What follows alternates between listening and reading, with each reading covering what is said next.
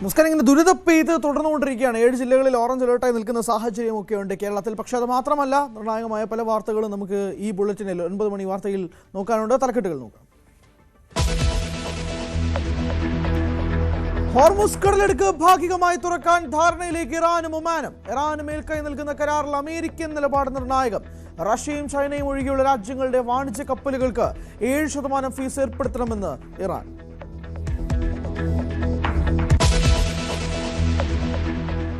ഇന്ത്യക്കെതിരെ കടുത്ത വിമർശനവുമായി ബംഗ്ലാദേശ്. മാധ്യമങ്ങളെ അഭിസംബോധന ചെയ്യാൻ ഷെയ്ഖ് ഹസീനയെ അനുവദിച്ചത് അവഹേളനം. ഉഭയകക്ഷി ബന്ധത്തെ മെച്ചപ്പെടുത്താനുള്ള നീക്കത്തെ ബാധിച്ചേക്കുമെന്നും മുന്നറിയിപ്പ്.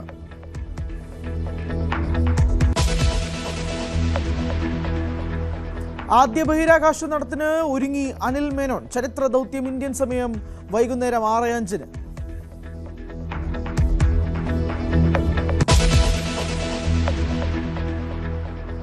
സംസ്ഥാനത്ത് ഇന്നും നാളെയും മഴ ശക്തമാകും. 7 ജില്ലകളിൽ ഓറഞ്ച് അലേർട്ട്. അപ്പർ കുട്ടനാട്ടിൽ വെള്ളക്കെട്ട് രൂക്ഷം. മുതലപ്പുഴയിൽ കാണാതായ ഷിജിന് വേണ്ടിയുള്ള തെരച്ചിൽ 7ാം ദിവസം.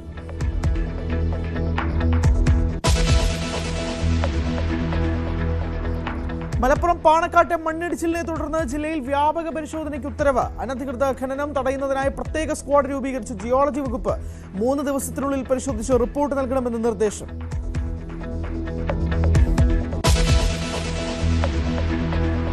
മംഗളൂരു ശ്രീനിവാസ കോളേജിൽ മലയാളി വിദ്യാർത്ഥികൾക്ക് നേരെയുണ്ടായ റാഗിങ്ങിൽ 5 പേർ അറസ്റ്റിൽ. പിടിയിലായ എല്ലാ പ്രതികളും മലയാളികൾ. മർദ്ദിച്ചത് കറുത്ത ഷൂസ് ധരിച്ചതിന്റെ പേരിൽ. വിദ്യാർത്ഥികളെ സസ്പെൻഡ് ചെയ്തതായി കോളേജ് മാനേജ്മെന്റ്.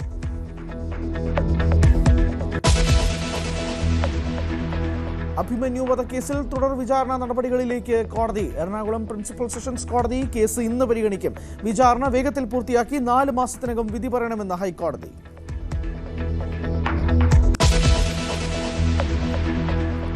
സ്ത്രീവേഷം കെട്ടിയെത്തി ആക്രമിക്കുന്ന സംഘം തൃശൂരിൽ പിടിയിൽ. കസ്റ്റഡിയിലായത് തൊടുപുഴ സ്വദേശി പ്രസാദും സംഘവും. പ്രതികളുടെ വാഹനത്തിൽ നിന്നും ലഹരി വസ്തുക്കൾ പിടിച്ചെടുത്തു.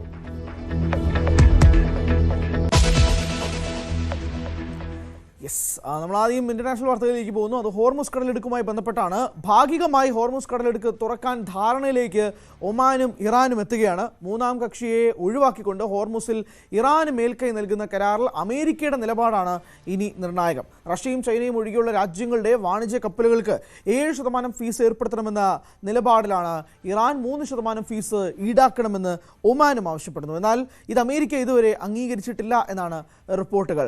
കാർത്തിക്, അമേരിക്കയുടെ നിലപാട് അത് തന്നെയാണല്ലോ ഏറ്റവും കൂടുതൽ ഉറ്റുനോക്കുന്നതും. എന്തായിരിക്കും ഇക്കാര്യത്തിൽ അമേരിക്ക പറയാൻ പോകുന്നത്? ഹരി, ഹോർമൂസ് കടലിടുക്ക് വഴിയുള്ള കപ്പൽ ഗതാഗതത്തിന് താൽക്കാലികമായ ഒരു ക്രമീകരണം ഒരുക്കുന്ന ധാരണയിലേക്ക് ഇറാനും ഒമാനും എത്തിച്ചേർന്നിരിക്കുന്നു. ഇത് സംബന്ധിച്ച സംയുക്ത പ്രസ്താവന ഉടൻ ഉണ്ടാകും എന്ന സൂചനകളാണ് ഇറാൻ വിദേശകാര്യ സഹമന്ത്രി നൽകുന്നത്. ഈ കരാർ സംബന്ധിച്ച വിശദാംശങ്ങൾ പുറത്തുവിടുന്നില്ല എങ്കിൽ കൂടിയും കഴിഞ്ഞ ദിവസങ്ങളിൽ പുറത്തുവരുന്ന റിപ്പോർട്ടുകൾ അനുസരിച്ച് 2 പാതകളായി തിരിച്ചുകൊണ്ട് താൽക്കാലിക ക്രമീകരണം ഒരുക്കുകയാണ് ലക്ഷ്യമിടുന്നത്. അതായത് ഹോർമൂസ് കടലിടുക്കിലൂടെ പേർഷ്യൻ ഗൾഫിലേക്ക് കടക്കുന്ന കപ്പലുകൾ അത് ഇറാൻ തീരത്തൂടെ പേർഷ്യൻ ഗൾഫിലേക്ക് കടക്കണം. തിരിച്ച് പുറത്തേക്ക് ഇറാൻ്റെ അനുമതിയോടുകൂടി ഒമാൻ തീരത്തുകൂടി പുറത്തേക്ക് പോകണം. ഇതാണ് നിലവിലെ ധാരണ എന്നാണ് കഴിഞ്ഞ ദിവസം ആക്സിയോസ് റിപ്പോർട്ട് ചെയ്തത്. എന്തായാലും അല്പസമയത്തിനകം സംയുക്ത പ്രസ്താവന പ്രതീക്ഷിക്കുന്നു. ആ പ്രസ്താവനയിൽ ഇറാനും ഒമാനും എത്തിച്ചേർന്ന ധാരണകൾ സംബന്ധിച്ച വിശദാംശങ്ങൾ ഉണ്ടാകും. എന്തായാലും ഇറാന് മേൽക്കൈ നൽകുന്നതാണ് പുതിയ കരാർ എന്ന വിമർശനം ആദ്യഘട്ടം മുതൽ ഉണ്ട്. അമേരിക്കയ്ക്കും ഈ അഭിപ്രായമുണ്ട്. ഇതിനോട് അമേരിക്കയ്ക്ക് അതൃപ്തിയുണ്ട് എന്ന റിപ്പോർട്ടുകളും പുറത്തു വന്നിരുന്നു. ഈ പശ്ചാത്തലത്തിൽ അമേരിക്ക ഈ കരാറുമായി ബന്ധപ്പെട്ട് അവസാന നിമിഷം എന്തൊക്കെ ഭേദഗതികൾ നിർദ്ദേശിക്കുന്നു, അത് ചർച്ച ചെയ്യാൻ ഇറാൻ സന്നദ്ധമാകുമോ എന്നതടക്കമുള്ള കാര്യങ്ങളെ ആശ്രയിച്ചിരിക്കും അന്തിമ കരാർ. എന്തായാലും US പ്രസിഡന്റ് ഡൊണാൾഡ് ട്രംപ് നേരത്തെ നടത്തിയ പ്രതികരണത്തിൽ നിന്ന് വ്യക്തമാണ് ഒരു ഡീലിലേക്ക് ഉടൻ എത്തും എന്നാണ്. അതായത് ഒരു താൽക്കാലിക കരാറിലേക്ക് ഇറാനും ഒമാനും ഉടനെ എത്തുമെന്ന് തന്നെ പ്രതീക്ഷിക്കാം. അതുവഴി ഹോർമൂസ് കടലിടുക്ക് വഴി ഉള്ള കപ്പൽ ഗതാഗതം അത് താൽക്കാലികമായെങ്കിലും തുറക്കുമെന്ന് പ്രതീക്ഷിക്കാം. നേരത്തെ യുദ്ധത്തിന് മുൻപ് ഏതാണ്ട് ദിവസം 150-ലധികം കപ്പൽ യാത്ര ചെയ്തിരുന്ന സ്ഥാനത്ത് ഇപ്പോൾ 8-ൽ താഴെ കപ്പലുകൾ മാത്രമാണ് അതുവഴി കടന്നു പോകുന്നത്. അത് സൃഷ്ടിക്കുന്ന വലിയ തോതിലുള്ള പ്രതിസന്ധിയുണ്ട്. ആ പശ്ചാത്തലത്തിൽ ജൂണിലെ വെടിനിർത്തൽ കരാറിലടക്കം വീണ്ടും ചർച്ചകൾ പുനരാരംഭിക്കാൻ ഹോർമൂസ് തുറക്കേണ്ടത് അനിവാര്യമാണ്. അതുകൊണ്ട് തന്നെ ഇന്ന് അക്കാര്യത്തിൽ ഒരു ധാരണയിലെത്തും, ഒരു താൽക്കാലിക കരാറിലേക്ക് എത്തിച്ചേരും എന്നാണ് പ്രതീക്ഷിക്കുന്നത്. പക്ഷേ മറ്റൊരു പ്രധാനപ്പെട്ട കാര്യം, കഴിഞ്ഞ 60 വർഷത്തെ കാലയളവിൽ ഹോർമൂസ് വഴിയുള്ള കപ്പൽ ഗതാഗതത്തിന് ടോളോ ഫീസോ ഈടാക്കിയിരുന്നില്ല. എന്നാൽ റോയിറ്റേഴ്സ് അടക്കമുള്ള മാധ്യമങ്ങൾ ചില റിപ്പോർട്ടുകൾ പുറത്തുവിടുന്നു. അതായത് ഇറാൻ ഹോർമൂസ് വഴിയുള്ള ചരക്ക് ഗതാഗതത്തിന് ഫീസ് ഈടാക്കാൻ ഉദ്ദേശിക്കുന്നു. 5 മുതൽ 7% ഫീസാണ് ഈടാക്കാൻ ഉദ്ദേശിക്കുന്നത്. ഇത് ചൈന, റഷ്യ അടക്കമുള്ള രാജ്യങ്ങൾക്കൊഴികെ ബാക്കിയുള്ള മുഴുവൻ രാജ്യങ്ങളുടെയും ചരക്ക് കപ്പലുകളിൽ നിന്ന് ഈ ഫീസ് ഈടാക്കാനാണ് അവരുടെ നീക്കം എന്ന റിപ്പോർട്ടുകൾ പുറത്തുവരുന്നു. മറുവശത്ത് ഒമാനാകട്ടെ 3% തീരുവ ഇത്തരത്തിൽ ഫീസ് വാണിജ്യ കപ്പലുകളിൽ നിന്ന് ഈടാക്കും എന്ന റിപ്പോർട്ടുകളും ഉണ്ട്. ഇത് സംബന്ധിച്ച അന്തിമ ധാരണയിലേക്ക് എത്തിയിട്ടില്ല. എന്തായാലും താൽക്കാലിക കരാറിൽ 60 ദിവസത്തേക്ക് ഫീസ് ഇല്ലാതെയാണ് ഈ ഹോർമൂസ് കടലിടുക്കിലൂടെയുള്ള ഗതാഗത ക്രമീകരണം എന്ന റിപ്പോർട്ടുകളാണ് പുറത്തുവരുന്നത്. 60 ദിവസത്തിന് ശേഷം ഇത്തരത്തിൽ ഫീസ് ഈടാക്കുന്നത് അടക്കമുള്ള കാര്യങ്ങളിലേക്ക് ഇറാൻ കടക്കുമെന്ന റിപ്പോർട്ടുകളും പുറത്തു വരുന്നു. അങ്ങനെയെങ്കിൽ കഴിഞ്ഞ 60 വർഷത്തേതിൽ നിന്ന് വ്യത്യസ്തമായി പുതിയ സാഹചര്യങ്ങളിലേക്ക് ഹോർമൂസ് എത്തും. അതാണ് ഈ യുദ്ധം സൃഷ്ടിച്ച ഒരു പ്രതിസന്ധി.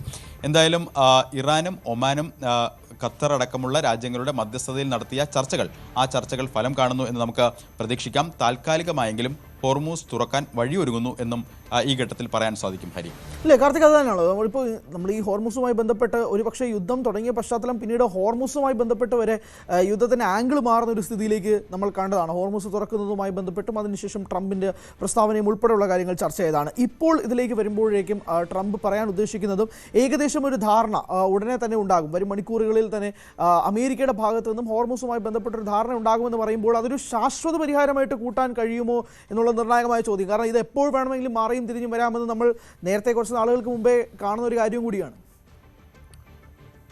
അതാണ് ജൂൺ 17-നാണ് വെടിനിർത്തലുമായി ബന്ധപ്പെട്ട് കരാറിൽ ഇറാനും US-ഉം ഏർപ്പെട്ടത്. എന്നാൽ 15 ദിവസങ്ങൾക്കുള്ളിൽ തന്നെ ആ കരാർ ലംഘിച്ചുകൊണ്ടുള്ള പരസ്പര ആക്രമണങ്ങൾ തുടരുന്ന സാഹചര്യം നമ്മൾ കണ്ടതാണ്. മധ്യേഷ്യൻ രാജ്യങ്ങളിലടക്കം US അസറ്റുകൾ കേന്ദ്രീകരിച്ച് ഇറാൻ ആക്രമണം നടത്തി. അമേരിക്കയാകട്ടെ ഇറാന് മേൽ ശക്തമായ ആക്രമണം നടത്തി. അങ്ങനെ പ്രതികൂല സാഹചര്യങ്ങൾ വീണ്ടും സൃഷ്ടിക്കപ്പെട്ടു. ഇപ്പോൾ വെടിനിർത്തൽ കരാർ നിലവിൽ ഇല്ല. അതായത് ജൂൺ 17-ന് ഒപ്പുവെച്ച കരാർ നിലവിൽ പ്രാവർത്തികമായി നടപ്പാക്കുന്നില്ല. അതടക്കമുള്ള കാര്യങ്ങളിൽ പുതിയ ചർച്ചകളിലേക്ക് കടക്കണമെങ്കിൽ ആണവ ആയുധം ഒഴിവാക്കണമെന്നതടക്കം US മുന്നോട്ട് വയ്ക്കുന്ന ആവശ്യങ്ങളിൽ ചർച്ച പുനരാരംഭിക്കണമെങ്കിൽ ഹോർമൂസിൽ ഒരു മാറ്റം അനിവാര്യമാണ്. നമുക്കറിയാം, ഈ യുദ്ധം ആരംഭിച്ചത് മുതൽ ഇറാന്റെ തന്ത്രപ്രധാന നിലപാടുകൾ അവർ സ്വീകരിച്ചതെല്ലാം ഹോർമൂസിലായിരുന്നു. ഹോർമൂസിൽ കപ്പലുകൾ തടഞ്ഞുകൊണ്ട് അവരുടെ നീക്കം അത് ഈ യുദ്ധത്തിൽ വലിയ തോതിലുള്ള വഴിത്തിരിവിന് വഴിവെച്ചു. അത് ആഗോളതലത്തിൽ ഊർജ്ജ പ്രതിസന്ധിയിലേക്ക് വരെ കാര്യങ്ങൾ എത്തിച്ചു. മറിച്ച് വീണ്ടും അതേപോലെ ഒരു സാഹചര്യത്തിലേക്ക് കാര്യങ്ങൾ എത്തിക്കാൻ അമേരിക്കയ്ക്ക് താല്പര്യമില്ല. മാത്രമല്ല, രണ്ടാം ലോക മഹായുദ്ധത്തിന് ശേഷം ഇറാൻ കണ്ട ഏറ്റവും വലിയ യുദ്ധമാണ് ഇനി വരാൻ പോകുന്നത് എന്നൊരു മുന്നറിയിപ്പ് ഒരാഴ്ച മുമ്പ് ട്രംപ് നൽകിയിരുന്നു. അതിന് പിന്നാലെയാണ് സൗദി അടക്കമുള്ള രാജ്യങ്ങളുടെ ഇടപെടലിൻ്റെ പശ്ചാത്തലത്തിൽ ഇത്തരം ഒരു പുതിയ ചർച്ചകൾക്ക് വഴിയൊരുങ്ങിയത്. എന്തായാലും ഹോർമൂസിൽ പരമാധികാരം സംബന്ധിച്ച ഒരു വിട്ടുവീഴ്ചയ്ക്കും ഇറാൻ ഇല്ല എന്ന് വ്യക്തമാക്കുന്നത് തന്നെയാണ് പുതിയ ധാരണയും പുതിയ ഇടക്കാല കരാറും. അതിലേക്ക് തന്നെയാണ് കാര്യങ്ങൾ എത്തുന്നത്. അതിനും അപ്പുറത്തേക്ക് അവിടെ ഫീസ് അടക്കം നിർണ്ണയിച്ചുകൊണ്ട് പരമാധികാരം ഉറപ്പിക്കാൻ ഇറാൻ ശ്രമിക്കുന്ന നിലയിലേക്ക് എത്തുന്നു. എന്തായാലും കപ്പലുകളിലടക്കം പരിശോധന വേണമെന്നടക്കമുള്ള നിബന്ധനകൾ ഇറാൻ സൈന്യം മുന്നോട്ട് വെച്ചതായാണ് നേരത്തെ റിപ്പോർട്ടുകൾ പുറത്തുവന്നത്. എന്നാൽ ഈ 60 ദിവസം താൽക്കാലിക ക്രമീകരണത്തിൻ്റെ ഭാഗമായി ഫീസ് ഈടാക്കുകയോ മറ്റ് ഇത്തരത്തിലുള്ള പരിശോധനകളോ ഉണ്ടാവില്ല എന്ന് വ്യക്തമാകുന്നു. എന്തായാലും ഹോർമൂസ് കടലിടുക്കിലൂടെ പേർഷ്യൻ ഗൾഫിലേക്ക് കടക്കുന്ന വാണിജ്യ കപ്പലുകൾ അത് ഇറാൻ തീരത്തുകൂടെയും അവിടെ നിന്ന് പുറത്തേക്ക് പോകുന്ന കപ്പലുകൾ ഒമാൻ തീരത്തുകൂടി പോകുമ്പോൾ ഇറാന്റെ അനുമതിയും വേണം എന്ന നിലയിലാണ് നിലവിൽ കരാർ സംബന്ധിച്ച് പുറത്തുവരുന്ന വിശദാംശങ്ങൾ. ഹരി, ശരി, വ്യക്തമാണ്. VR കാർത്തികാണ് വിശദാംശങ്ങൾ നൽകിയത്. കാർത്തിക് മറ്റൊരു വാർത്തയിലും കൂടെ വിശദാംശങ്ങൾ നൽകും. അത് ഇന്ത്യക്കെതിരെ ബംഗ്ലാദേശ് ഉയർത്തുന്ന കടുത്ത വിമർശനമാണ്. മാധ്യമങ്ങളെ അഭിസംബോധന ചെയ്യാൻ ഷെയ്ഖ് ഹസീനയെ അനുവദിച്ചത് അവഹേളനമെന്നാണ് പ്രതികരണം. ഇരു രാജ്യങ്ങളും തമ്മിലുള്ള ഉഭയകക്ഷി ബന്ധത്തെ മെച്ചപ്പെടുത്താനുള്ള നീക്കത്തെ ഇത് ബാധിച്ചേക്കാം എന്നാണ് മുന്നറിയിപ്പ്. എന്ത് പ്രത്യാഘാതമുണ്ടായാലും ബംഗ്ലാദേശിലേക്ക് മടങ്ങുമെന്നും അവിടുത്തെ ജനങ്ങളിൽ നിന്ന് ഒരിക്കലും തനിക്ക് അകലാനാകില്ല എന്നും ഷെയ്ഖ് ഹസീന കഴിഞ്ഞ ദിവസം വ്യക്തമാക്കിയിരുന്നു. കാർത്തിക്, വിശദാംശങ്ങൾ. ഹരി, ബംഗ്ലാദേശ് മുൻ പ്രധാനമന്ത്രി ഷെയ്ഖ് ഹസീന കഴിഞ്ഞ ദിവസം നടത്തിയ വാർത്താ സമ്മേളനം ഇന്ത്യ ബംഗ്ലാദേശ് ബന്ധത്തിൽ പുതിയ ഉലച്ചിലുകൾ സൃഷ്ടിച്ചിരിക്കുകയാണ്. ഈ വാർത്താ സമ്മേളനത്തിന് പിന്നാലെ ബംഗ്ലാദേശ് കടുത്ത ഭാഷയിൽ ഇന്ത്യക്കെതിരെ വിമർശനം ഉന്നയിച്ച് രംഗത്തെത്തിയിരിക്കുന്നു. ബംഗ്ലാദേശിന്റെ വിദേശകാര്യ മന്ത്രാലയം പുറത്തിറക്കിയ പ്രസ്താവനയിലാണ് രൂക്ഷമായ ഭാഷയിലുള്ള വിമർശനം ഉള്ളത്. മാധ്യമങ്ങളുമായി തത്സമയ സംവാദത്തിൽ പങ്കെടുക്കാൻ ഷെയ്ഖ് ഹസീനയ്ക്ക് അവസരം ഒരുക്കിയതിലുള്ള അമർഷം അത് രേഖപ്പെടുത്തുന്നതിനൊപ്പം തന്നെ ബംഗ്ലാദേശിനെയും അവിടുത്തെ ജനതയെയും വിഷലിപ്തമായ പരാമർശങ്ങൾ നടത്താൻ അവസരമൊരുക്കി എന്ന ആരോപണമാണ് ബംഗ്ലാദേശ് ഉന്നയിക്കുന്നത്. പരിപാടിക്ക് മുൻപ് തന്നെ ന്യൂഡൽഹിയെ ഇക്കാര്യം അറിയിച്ചിരുന്നു. അതായത് ഇത്തരം ഒരു പരിപാടിക്ക് അവസരം ഒരുക്കരുത് എന്നൊരു ആവശ്യം ഇന്ത്യൻ സർക്കാരിനോട് അവർ ആവശ്യപ്പെട്ടിരുന്നു. എന്നാൽ അത് വകവയ്ക്കാൻ സർക്കാർ തയ്യാറായില്ല. ഉഭയകക്ഷി ബന്ധത്തിലടക്കം ഇത് വിള്ളലുണ്ടാക്കുമെന്ന മുന്നറിയിപ്പ് പോലും വകവയ്ക്കാൻ ഇന്ത്യ തയ്യാറായില്ല. ഇതിനോടുള്ള കടുത്ത അതൃപ്തിയാണ് ബംഗ്ലാദേശ് രേഖപ്പെടുത്തുന്നത്. എന്തായാലും നേരത്തെ തന്നെ ഇന്ത്യ ഇക്കാര്യത്തിലുള്ള നിലപാട് വ്യക്തമാക്കിയതാണ്. അതായത് ഒരു സ്വകാര്യ എൻറ്റിറ്റി നടത്തുന്ന പരിപാടിയാണ്. അതുമായി ബന്ധപ്പെട്ട് ഷെയ്ഖ് ഹസീന നടത്തുന്ന പരാമർശങ്ങളിലൊന്നും തന്നെ ഇന്ത്യൻ സർക്കാരിന് പങ്കില്ല. ആ പ്രസ്താവനകളിൽ അവർക്ക് ഇന്ത്യൻ സർക്കാരിന് അഭിപ്രായവുമില്ല എന്നും ഇന്ത്യൻ വിദേശകാര്യ മന്ത്രാലയം നേരത്തെ തന്നെ വ്യക്തമാക്കിയതാണ്. എന്തായാലും പുതിയ സാഹചര്യത്തിൽ ഇന്ത്യയും ബംഗ്ലാദേശും തമ്മിലുള്ള ബന്ധത്തിൽ വിള്ളലുകൾ വീഴുന്ന നിലയിലേക്ക് കാര്യങ്ങൾ എത്തുന്നു. പ്രത്യേകിച്ച് സെപ്റ്റംബർ 2 വാരത്തോടുകൂടി ബംഗ്ലാദേശിൻ്റെ ഇപ്പോഴത്തെ പ്രധാനമന്ത്രി താരിഖ് റഹ്മാൻ ഇന്ത്യയിലേക്ക് അദ്ദേഹത്തെ ക്ഷണിച്ചിട്ടുണ്ട്. ബ്രിക്സ് ഉച്ചകോടിയുമായി ബന്ധപ്പെട്ട ഔട്ട്റീച്ച് സെക്ഷനിൽ പങ്കെടുക്കാനാണ് അദ്ദേഹത്തെ ഇന്ത്യയിലേക്ക് ക്ഷണിച്ചിട്ടുള്ളത്. അദ്ദേഹം വരുമോ എന്നതടക്കമുള്ള കാര്യങ്ങൾ ഈ കാര്യങ്ങളിൽ ഇനി വ്യക്തത വരേണ്ടതുണ്ട്. ആ തീരുമാനങ്ങളിലടക്കം ആ ക്ഷണത്തിലടക്കം ബംഗ്ലാദേശിൻ്റെ തീരുമാനം എന്താണ് എന്നത് ഇനി നിർണായകമാണ്. എന്തായാലും 2024 ജൂലൈ മുതൽ ഏതാണ്ട് 2 വർഷത്തെ കാലത്തെ ഇടവേളയ്ക്ക് ശേഷം ബംഗ്ലാദേശ് മുൻ പ്രധാനമന്ത്രി ഷെയ്ഖ് ഹസീന നടത്തിയ വാർത്താസമ്മേളനം, ആ വാർത്താസമ്മേളനത്തിൽ അവിടുത്തെ ജനതയെ അഭിസംബോധന ചെയ്തുകൊണ്ട് സംസാരിച്ചത് പല ആൾക്കാരെയും ലക്ഷ്യമിട്ടുകൊണ്ട് വിമർശനങ്ങൾ ഉന്നയിച്ചത്, മടങ്ങിപ്പോകും എന്ന് പ്രഖ്യാപിച്ചത്, രാജ്യത്ത് നീതി നടപ്പാക്കുമെന്ന് പ്രഖ്യാപിച്ചത്, ഇതടക്കമുള്ള പ്രസ്താവനകളിലെല്ലാം ബംഗ്ലാദേശിന് കടുത്ത അതൃപ്തിയുണ്ട്. കഴിഞ്ഞ ദിവസം ഷെയ്ഖ് ഹസീന വ്യക്തമാക്കിയത് ഡിസംബറോടുകൂടി ബംഗ്ലാദേശിലേക്ക് മടങ്ങുമെന്നാണ്. അവിടെ ജനാധിപത്യവും നീതിയും ഉറപ്പാക്കാൻ ഏത് തരത്തിലുള്ള പ്രത്യാഘാതങ്ങളും നേരിടാൻ തയ്യാറാണ്. അതിന് അറസ്റ്റോ വധശിക്ഷയോ നേരിടാൻ തയ്യാറാണ് എന്നടക്കമുള്ള പ്രതികരണമാണ് അവർ നടത്തിയത്. മാത്രമല്ല തന്നെ ബംഗ്ലാദേശിലെ ജനങ്ങളിൽ നിന്ന് അകലാൻ തനിക്കുമാകില്ല എന്ന് ഷെയ്ഖ് ഹസീന വ്യക്തമാക്കുന്നു. അത്തരത്തിൽ വൈകാരികമായ ഒരു വാർത്താ സമ്മേളനത്തിലൂടെ അവിടുത്തെ ജനതയെ അഭിസംബോധന ചെയ്യാനുള്ള ഒരു അവസരം കൂടിയാണ് ഒരുക്കി തീർത്തത് എന്ന വിമർശനം ബംഗ്ലാദേശിനുണ്ട്. എന്തായാലും വരും മണിക്കൂറുകളിൽ ഇരു ഭാഗത്തു നിന്നും കൂടുതൽ പ്രതികരണങ്ങൾ പ്രതീക്ഷിക്കാം. സെപ്റ്റംബർ 2 വാരത്തോടുകൂടി സെപ്റ്റംബർ 12, 13 തീയതികളിൽ നടക്കുന്ന ബ്രിക്സ് സെക്ഷനിലടക്കം ബംഗ്ലാദേശ് പ്രധാനമന്ത്രി എത്തുമോ എന്നടക്കമുള്ള കാര്യങ്ങളാണ് ഇനി നിർണായകം. ഹരി, നിർണായകമായ ഒരു വാർത്താ സമ്മേളനമായിരുന്നു ഷെയ്ഖ് ഹസീനയുടെ ഭാഗത്തു നിന്നും ഉണ്ടായിരുന്നത്. അവരെന്നെ ചിലപ്പോൾ കൊല്ലുമായിരിക്കും, പക്ഷേ എനിക്ക് അവിടെ പോയി നീതി നടപ്പാക്കണമെന്നുൾപ്പെടെയുള്ള കാര്യങ്ങൾ ഷെയ്ഖ് ഹസീന പ്രസ്താവന നടത്തിയിരുന്നു. പ്രത്യേകിച്ച് അതൊരു വലിയ കോളിളക്കം സൃഷ്ടിച്ചിരിക്കുന്ന ഒരു പശ്ചാത്തലവും കൂടിയാണ് നിലവിൽ ഉള്ളത്. വി ആർ കാർത്തികാണ് വിശദാംശങ്ങൾ നൽകിയത്. ഇന്ത്യൻ വംശജനായ നാസ ബഹിരാകാശ യാത്രികൻ അനിൽ മേനോൻ തന്റെ ആദ്യ ബഹിരാകാശ നടത്തത്തിന് ഒരുങ്ങുന്നു. ഇന്ത്യൻ സമയം ഇന്ന് വൈകുന്നേരം 6:05 നിർണായകമായ ചരിത്ര ദൗത്യം ആരംഭിക്കുന്നത്. പരിചയസമ്പന്നനായ ബഹിരാകാശ യാത്രികയും സ്റ്റേഷൻ കമാൻഡറുമായ ജെസിക്ക മേയറിനൊപ്പമാണ് ഫ്ലൈറ്റ് എഞ്ചിനീയറായ അനിൽ മേനോൻ ക്വസ്റ്റ് എയർലോക്കിൽ നിന്ന് പുറത്തുകടന്ന് സ്പേസ് വാക്ക് നടത്തുന്നത്. ഇടവേളയിലേക്ക് പോകുന്നു. ഇടവേളയ്ക്ക്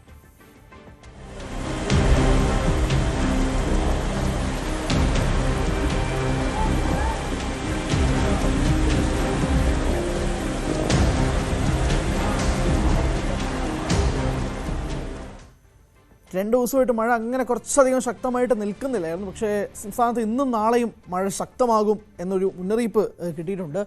7 ജില്ലകളിൽ ഓറഞ്ച് അലേർട്ട് പ്രഖ്യാപിച്ചിട്ടുണ്ട്. പത്തനംതിട്ട, ആലപ്പുഴ, കോട്ടയം, എറണാകുളം, ഇടുക്കി, കണ്ണൂർ, കാസർഗോഡ് ഈ 7 ജില്ലകളിലാണ് കനത്ത മഴ പ്രതീക്ഷിക്കുന്നത്. മറ്റ് ജില്ലകളിൽ യെല്ലോ അലേർട്ടാണ്.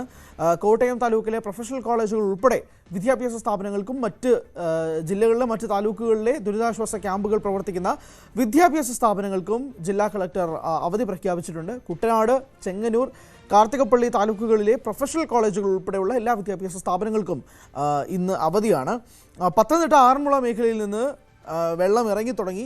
പ്രത്യേകിച്ച് പത്തനംതിട്ടയിലൊക്കെ മുങ്ങി നിൽക്കുന്നൊരവസ്ഥയുണ്ടായിരുന്നു. അരയ്ക്കൊപ്പം വെള്ളമൊക്കെ കുറച്ച് ദിവസങ്ങളായിട്ട് ആ വെള്ളമൊക്കെ ഇറങ്ങി തുടങ്ങി എന്നുള്ളത് ആശ്വാസകരമാണ്. പക്ഷേ തിരുവല്ല, അപ്പർ കുട്ടനാട് മേഖലകളിലെ പലയിടങ്ങളിലും വെള്ളക്കെട്ട് രൂക്ഷമായി തന്നെ തുടരുകയും ചെയ്യുന്നുണ്ട്. ക്യാമ്പുകളിൽ നിന്ന് നിരവധി പേർ വീടുകളിലേക്ക് തിരിച്ചു മടങ്ങിയിട്ടുണ്ട്. മറ്റന്നാൾ വരെ ജാഗ്രത നിലനിൽക്കുന്നതിനാൽ മറ്റുള്ളവർ ക്യാമ്പിൽ തുടരുകയും ചെയ്യുന്നുണ്ട്.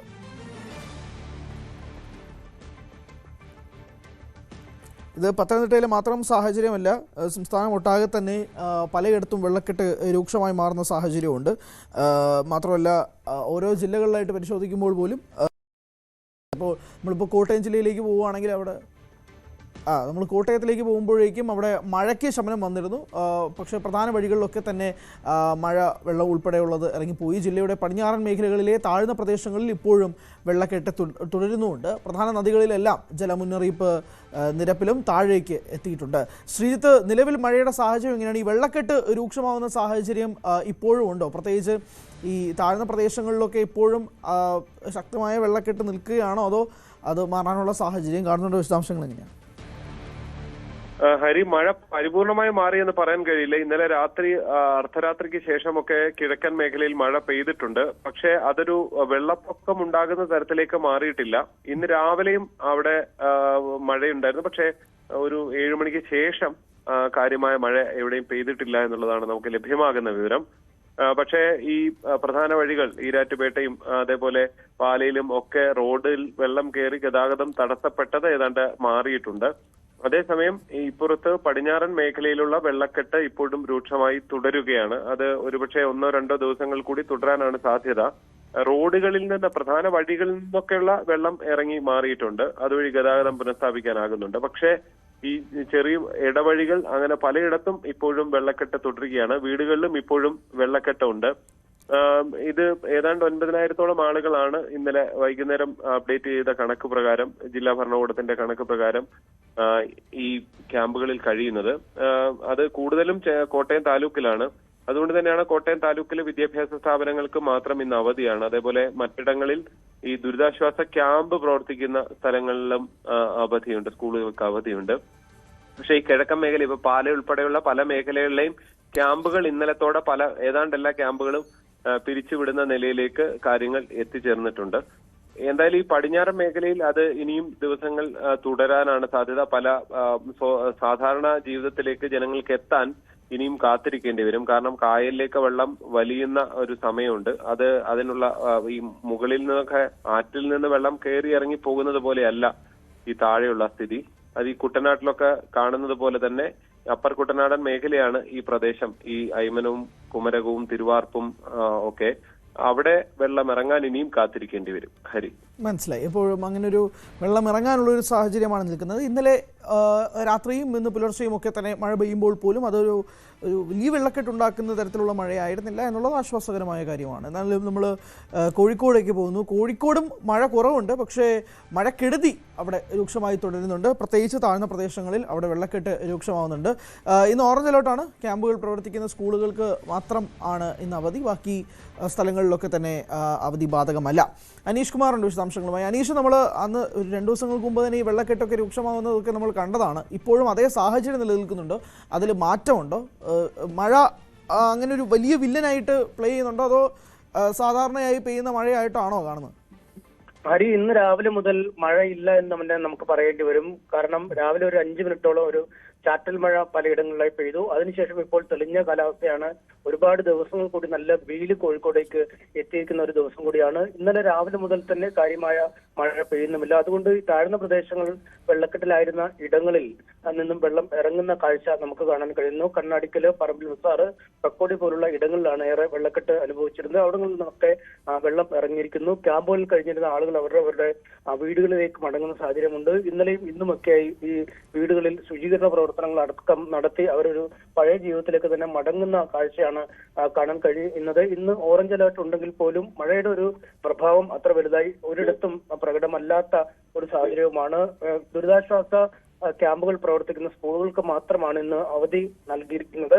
മറ്റ് ജനജീവിതം ഏതാണ്ട് സാധാരണ നിലയിലേക്ക് കോഴിക്കോട് ജില്ലയിൽ മടങ്ങിയെത്തിയിരിക്കുകയാണ്. ഹരി, ഓക്കെ, സാധാരണഗതിയിലേക്ക് കോഴിക്കോടും മാറി തുടങ്ങുന്നുണ്ട് എന്നുള്ളതാണ് അനീഷ് നൽകുന്ന റിപ്പോർട്ട്. പത്തനംതിട്ടയിലാണ് നമ്മൾ തുടങ്ങിയത്. അവിടെ ആറന്മുള മേഖലയിൽ നിന്ന് വെള്ളം ഇറങ്ങി തുടങ്ങിയെന്ന് പറഞ്ഞു. പക്ഷേ തിരുവല്ലയും അപ്പർ കുട്ടനാടും ഒക്കെ ഇപ്പോഴും വെള്ളക്കെട്ട് രൂക്ഷമാവുന്നു. ക്യാമ്പിൽ ഇപ്പോഴും നിരവധി പേര് കഴിയുന്നുണ്ട് എന്നുള്ളതാണ് പത്തനംതിട്ടയിൽ നിന്ന് മനസ്സിലാക്കാൻ കഴിയുന്നത്. ശശിനാരായണനുണ്ട് അവിടുത്തെ വിശദാംശങ്ങളുമായി. ശശിനാരായണൻ, ഇവിടെ ക്യാമ്പിൽ ഇപ്പോഴും ആളുകൾ തുടരുന്ന ഒരു സാഹചര്യം, ഒരു ഭീതി ഉണ്ടാക്കുന്ന സാഹചര്യം ഉണ്ടോ? ഇപ്പോൾ വെള്ളക്കെട്ട് രൂക്ഷമാവുന്നു എന്നുള്ളത് അപ്പർ കുട്ടനാട്ടിൽ ഉൾപ്പെടെ തുടരുന്നൊരു പശ്ചാത്തലം, അത് ഒരു ഭയപ്പാടുണ്ടാക്കുന്ന സിറ്റുവേഷൻ ആണോ, അതോ അത് മാറും എന്നുള്ളത് തന്നെയാണോ മനസ്സിലാക്കുന്നത് ഉടനെ?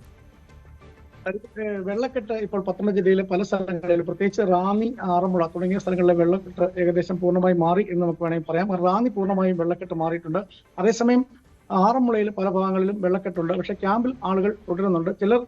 ചിലർ മാത്രമാണ് ക്യാമ്പിൽ നിന്ന് വീടുകളിലേക്ക് മടങ്ങുന്നത്. പക്ഷേ വീടുകളിൽ മടങ്ങി എത്തുമ്പോഴും വീട് വൃത്തിയാക്കി എടുക്കേണ്ടതായ ഒട്ടനവധി ബുദ്ധിമുട്ടുകൾ അവിടെ താമസിക്കുന്ന ആളുകൾക്കുണ്ട്. ആറന്മുളയുടെ ചുറ്റുപ്രദേശത്തുള്ള താഴ്ന്ന പ്രദേശങ്ങൾ, നീർവിളകൾ അടക്കമുള്ള പ്രദേശങ്ങളിൽ വെള്ളക്കെട്ട് ഇപ്പോഴും തുടരുകയാണ്. അതുകൊണ്ട് തന്നെ ക്യാമ്പിൽ ആളുകൾ തുടരുന്നുണ്ട്. ചിലർ വീടുകളിലേക്ക് മടങ്ങുന്ന സാഹചര്യമുണ്ട്. അതേസമയം റാന്നി പൂർണ്ണമായും സാധാരണ നിലയിലേക്ക് മാറി എന്നുള്ളതാണ് എടുത്തു പറയേണ്ട കാര്യം. നേരത്തെ ഭയങ്കരമായ വെള്ളമുണ്ടായ സ്ഥലമാണ് റാന്നി. റാന്നിയിൽ വെള്ളം പൂർണ്ണമായി ഇറങ്ങി അവിടെ സാധാരണ ജനജീവിതത്തിലേക്ക് മാറിയിട്ടുണ്ട്. ആളുകൾ വീട്ടിലേക്ക് മാറിയിട്ടുണ്ട്. ക്യാമ്പ് ഇപ്പോൾ നിലവിലുള്ളത് പത്തനംതിട്ട ജില്ലയിൽ ആറന്മുളയിലും തിരുവല്ലയിലാണ് ഏറ്റവും കൂടുതൽ ക്യാമ്പുള്ളത്. ഏകദേശം 125ഓളം ക്യാമ്പുകളാണ് തിരുവല്ല, ആറന്മുള, മല്ലപ്പള്ളി തുടങ്ങിയ പ്രദേശങ്ങളിലുള്ളത്. തിരുവല്ലയിലെ വെള്ളക്കെട്ട് ഇപ്പോഴും തുടരുന്നുണ്ട്. അതേസമയം MC റോഡിലെ ഗതാഗതമൊക്കെ പുനഃസ്ഥാപിച്ചിട്ടുണ്ട്. വൈദ്യുതി ബന്ധം പുനഃസ്ഥാപിച്ചിട്ടുണ്ട്. അത്തരത്തിൽ സാധാരണ രീതിയിലേക്ക് മടങ്ങി വരുന്നു എന്നുള്ളതാണ് നമുക്ക് മനസ്സിലാക്കാൻ കഴിയുന്നത്. അവിടെ നിന്നുള്ള വിവരങ്ങളും അത് തന്നെയാണ്. ക്യാമ്പിൽ കഴിയുന്ന ആളുകൾ നേരത്തെ ക്യാമ്പിൽ വരാൻ മടിച്ചവരൊക്കെ ഉണ്ടായിരുന്നു. പക്ഷേ പൂർണ്ണമായ ആളുകൾ ആ ക്യാമ്പിലേക്ക് വന്നിട്ടുണ്ട്. അവർ പിന്നെ വെള്ളം കുറഞ്ഞതോടെ തിരിച്ച് വീട്ടിലേക്ക് മടങ്ങുന്ന ഒരു സാഹചര്യമാണ് നിലവിൽ തിരുവല്ലയിൽ, അപ്പർ കുട്ടനാട് മേഖലകളിൽ ഒഴിച്ച് ആറന്മുളയും റാന്നിയിലും ഒക്കെ ഉള്ളത്. തിരുവല്ലയിൽ ആളുകൾ ഇപ്പോഴും ക്യാമ്പിൽ തുടരുന്നു എന്നുള്ള കാര്യം കൂടിയുണ്ട്.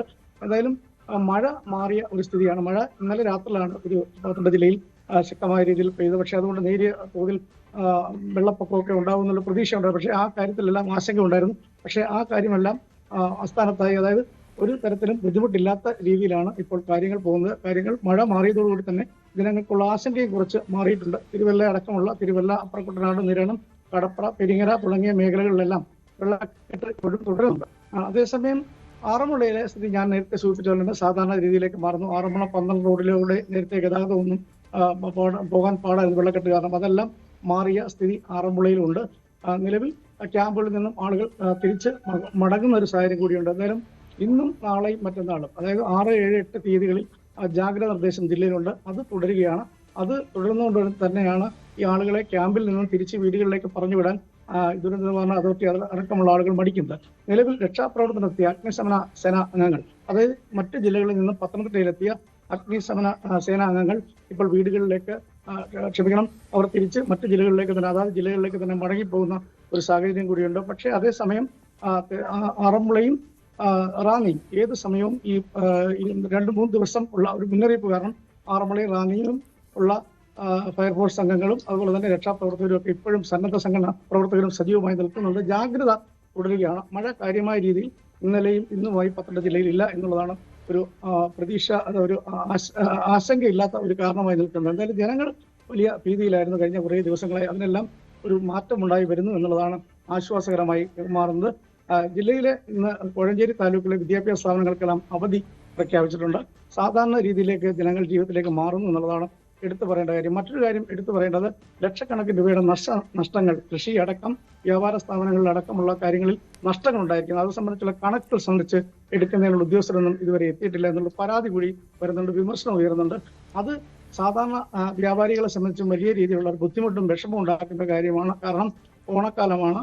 റാന്നിയിലൊക്കെ ലക്ഷക്കണക്കിന് രൂപയുടെ സാധനങ്ങൾ വാങ്ങിച്ചാണ് കടകളിൽ സൂക്ഷിക്കുന്നത്. അതെല്ലാം വെള്ളത്തിലൂടെ നഷ്ടമായ സാഹചര്യമുണ്ട്. വീടുകളുടെ കാര്യമാണ് ഏറെ ദയനീയകാര്യം. കാരണം വീടുകളിലേക്ക് തിരിച്ചു ചെന്നാൽ ജീവിക്കാൻ കഴിയാത്ത ഒരു സാഹചര്യം വീടുകളിൽ നിലനിൽക്കുന്നു. അത് വൃത്തിയാക്കണം. വീട്ടിലുള്ള സാധനങ്ങളെല്ലാം വെള്ളത്തിൽ നഷ്ടപ്പെട്ടു പോയ ഒരവസ്ഥ കൂടി ഉണ്ട്. അങ്ങനെ ദുരിതം ജനങ്ങൾക്ക് ഈ വെള്ളപ്പൊക്കവുമായി ബന്ധപ്പെട്ട്, മഴയുമായി ബന്ധപ്പെട്ട് ഒഴിഞ്ഞിട്ടില്ല എന്നുള്ളതാണ് നമുക്ക് എടുത്തു പറയേണ്ട കാര്യം. നിലവിലത്തെ സാഹചര്യത്തിൽ മഴ മാറി നിൽക്കുന്നതാണ് ഏറെ ആശ്വാസകരമായ കാര്യം. ഇന്നലെയും ഇന്നുമായി വലിയ രീതിയിൽ മഴ ഉണ്ടായിട്ടില്ല. ഒപ്പം നദികളുടെ പമ്പ, മല സാധാരണ നിലയിലേക്ക് വരുന്നു എന്നുള്ളതാണ് മറ്റൊരു എടുത്ത് പറയേണ്ട കാര്യം. അതേസമയം അപ്പർ കുട്ടനാട് മേഖലകളിൽ ഈ സാധാരണ ഞാൻ നേരത്തെ സൂചിപ്പിച്ച പോലെ തന്നെ വെള്ളക്കെട്ട് തുടരുന്നുണ്ട്. പക്ഷെ അത് സാധാരണ ജില്ലയ്ക്ക് ഇനി വെള്ളം ഇറങ്ങി പോകാൻ അവിടെ താമസം ഉണ്ടാവും. ചിലപ്പോൾ 1-2 ദിവസം കൊണ്ട് ആ വെള്ളം ഒഴുകി പോകാൻ സാധ്യതയുണ്ട്. അതിനുശേഷമായിരിക്കും അവിടെ ജനങ്ങൾ ക്യാമ്പിലുള്ളവർ തിരിച്ച് വീടുകളിലേക്ക് മടങ്ങാനുള്ള സാഹചര്യം ഉണ്ടാവുക. ശരി, വ്യക്തമാണ്. ക്യാമ്പിൽ കഴിയുന്നവർ വെള്ളക്കെട്ട് പൂർണ്ണമായും ഒഴിഞ്ഞതിന് ശേഷമായിരിക്കും തിരികെ വീടുകളിലെത്തുക എന്ന് മനസ്സിലാവുന്നു. അത് ഒഴിയാനായിട്ട് ഏകദേശം 1-2 ദിവസങ്ങൾ കൂടുതലെടുക്കും എന്നുള്ളതാണ് പത്തനംതിട്ടയിൽ നിന്ന് ശശിനാരായണൻ പറയുന്നത്. നമ്മൾ ഇടുക്കിയിലേക്ക് പോകുന്നു. അവിടെ പ്രിൻസ് ചേരുന്നുണ്ട്. പ്രത്യേകിച്ച് പ്രിൻസ്, അവിടെ എങ്ങനെയാണ് അവിടുത്തെ സ്ഥിതി? ഡാമുകളിൽ നിന്ന് ഇപ്പോഴും വെള്ളം പുറത്തേക്ക് തുടരുന്നൊരു സാഹചര്യം ഉണ്ടെന്ന് മനസ്സിലാകുന്നു. വിനോദസഞ്ചാര മേഖലയും നിയന്ത്രണമുണ്ടെന്നാണ് മനസ്സിലാക്കുന്നത്. മഴ ഇപ്പോഴും ശക്തമായി തുടരുന്നുണ്ടോ? മണ്ണിടിച്ചിൽ സാധ്യത നിലനിൽക്കുന്നുണ്ടോ അവിടെ? തീർച്ചയായും നിലവിൽ ഇപ്പോഴും 3 ഡാമുകളിൽ നിന്ന് വെള്ളം പുറത്തേക്ക് എടുക്കുന്നുണ്ട്. അതായത് ചെറുകിട ഡാമുകളായ മലങ്കര, കല്ലാർകുട്ടി, ഒപ്പം പാമ്പള ഡാമുകളിൽ നിന്നും നേരിയ തോതിലെങ്കിലും വെള്ളം പുറത്തേക്ക് ഒഴുക്കുന്ന സാഹചര്യമാണ് ഇപ്പോഴും ഉള്ളത്.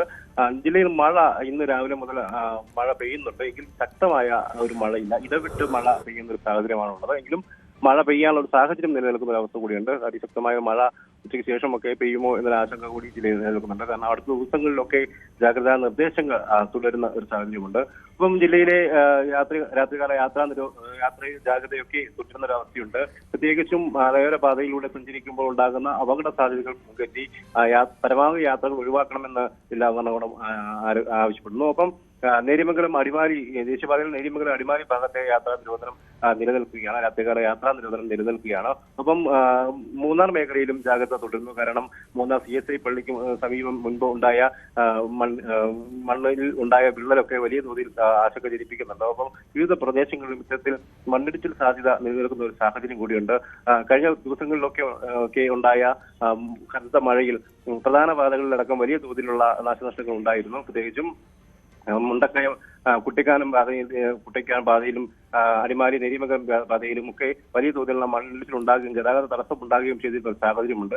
എന്തായാലും നിലവിൽ വലിയ തോതിലൊരു മഴ ഇല്ല എന്ന് തന്നെയാണ് ആശ്വാസകരം. ക്യാമ്പുകൾ ഇപ്പോഴും 13 ക്യാമ്പുകൾ ജില്ലയിൽ പ്രവർത്തിക്കുന്നുണ്ട്. ആളുകൾ ഈ ക്യാമ്പുകളിൽ തുടരുന്ന സാഹചര്യം കൂടിയുണ്ട്. പ്രത്യേകിച്ചും വീടുകൾ നഷ്ടപ്പെട്ടവരുണ്ട്. നിരവധി 14 വീടുകളോളം ആദ്യത്തെ ദിവസത്തെ മഴയിൽ തന്നെ ഇവിടെ തകർന്നൊരു സാഹചര്യം ഉണ്ടായിരുന്നു. ഒപ്പം 86 വീടുകൾ ഭാഗികമായും തകർന്നൊരു സാഹചര്യമുണ്ട്. ഈ വീടുകളൊക്കെ പുനർനിർമ്മിച്ച് നൽകുമെന്ന് ഭരണകൂടം അറിയിച്ചിട്ടുണ്ട്. മന്ത്രിയുടെ നേതൃത്വത്തിൽ നടന്ന അവലോകന യോഗത്തിൽ അത്തരത്തിലൊരു തീരുമാനമാണ് എടുത്തത്. ഒപ്പം ജില്ലയുടെ വിവിധ ഭാഗങ്ങളിലായി റോഡുകളിൽ 70ഓളം ഭാഗങ്ങളിൽ വലിയ തോതിലുള്ള റോഡുകൾക്ക് കേടുപാടുകൾ സംഭവിച്ച ഒരു സാഹചര്യം കൂടിയുണ്ട്.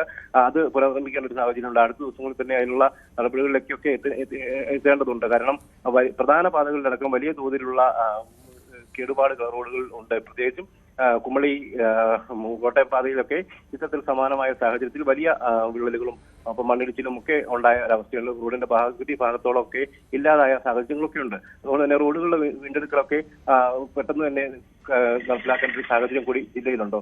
ഒപ്പം കാർഷിക നാശം ഏകദേശം 3 കോടിയോളം രൂപയുടെ കൃഷിനാശം മണ്ണിടിച്ചിലും ഉരുൾപൊട്ടലുമൂടെ ജില്ലയിൽ ഉണ്ടായെന്നാണ് ഒരു പ്രാഥമികമായ വിലയിരുത്തൽ.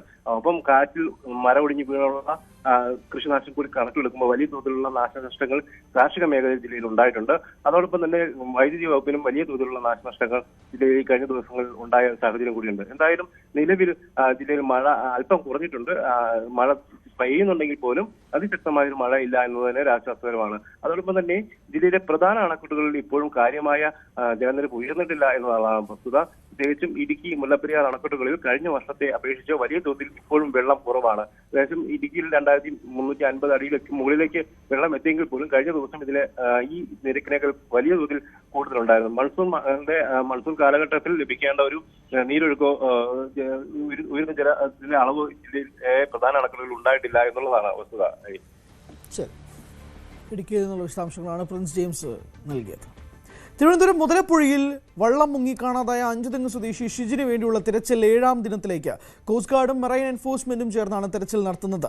ഫിഷറീസ് മന്ത്രിയുടെ നിർദ്ദേശത്തെ തുടർന്ന് മുങ്ങൽ വിദഗ്ധർ സ്ഥലത്തെത്തിയെങ്കിലും കടൽ പ്രക്ഷുബ്ധമായതിനാൽ ഇവർക്ക് തിരച്ചിൽ നടത്താനായില്ല. അതേസമയം ഷിജിന് വേണ്ടിയുള്ള തിരച്ചിൽ കാര്യക്ഷമമല്ലെന്ന് ചൂണ്ടിക്കാണിച്ച് കുടുംബം രംഗത്തെത്തി.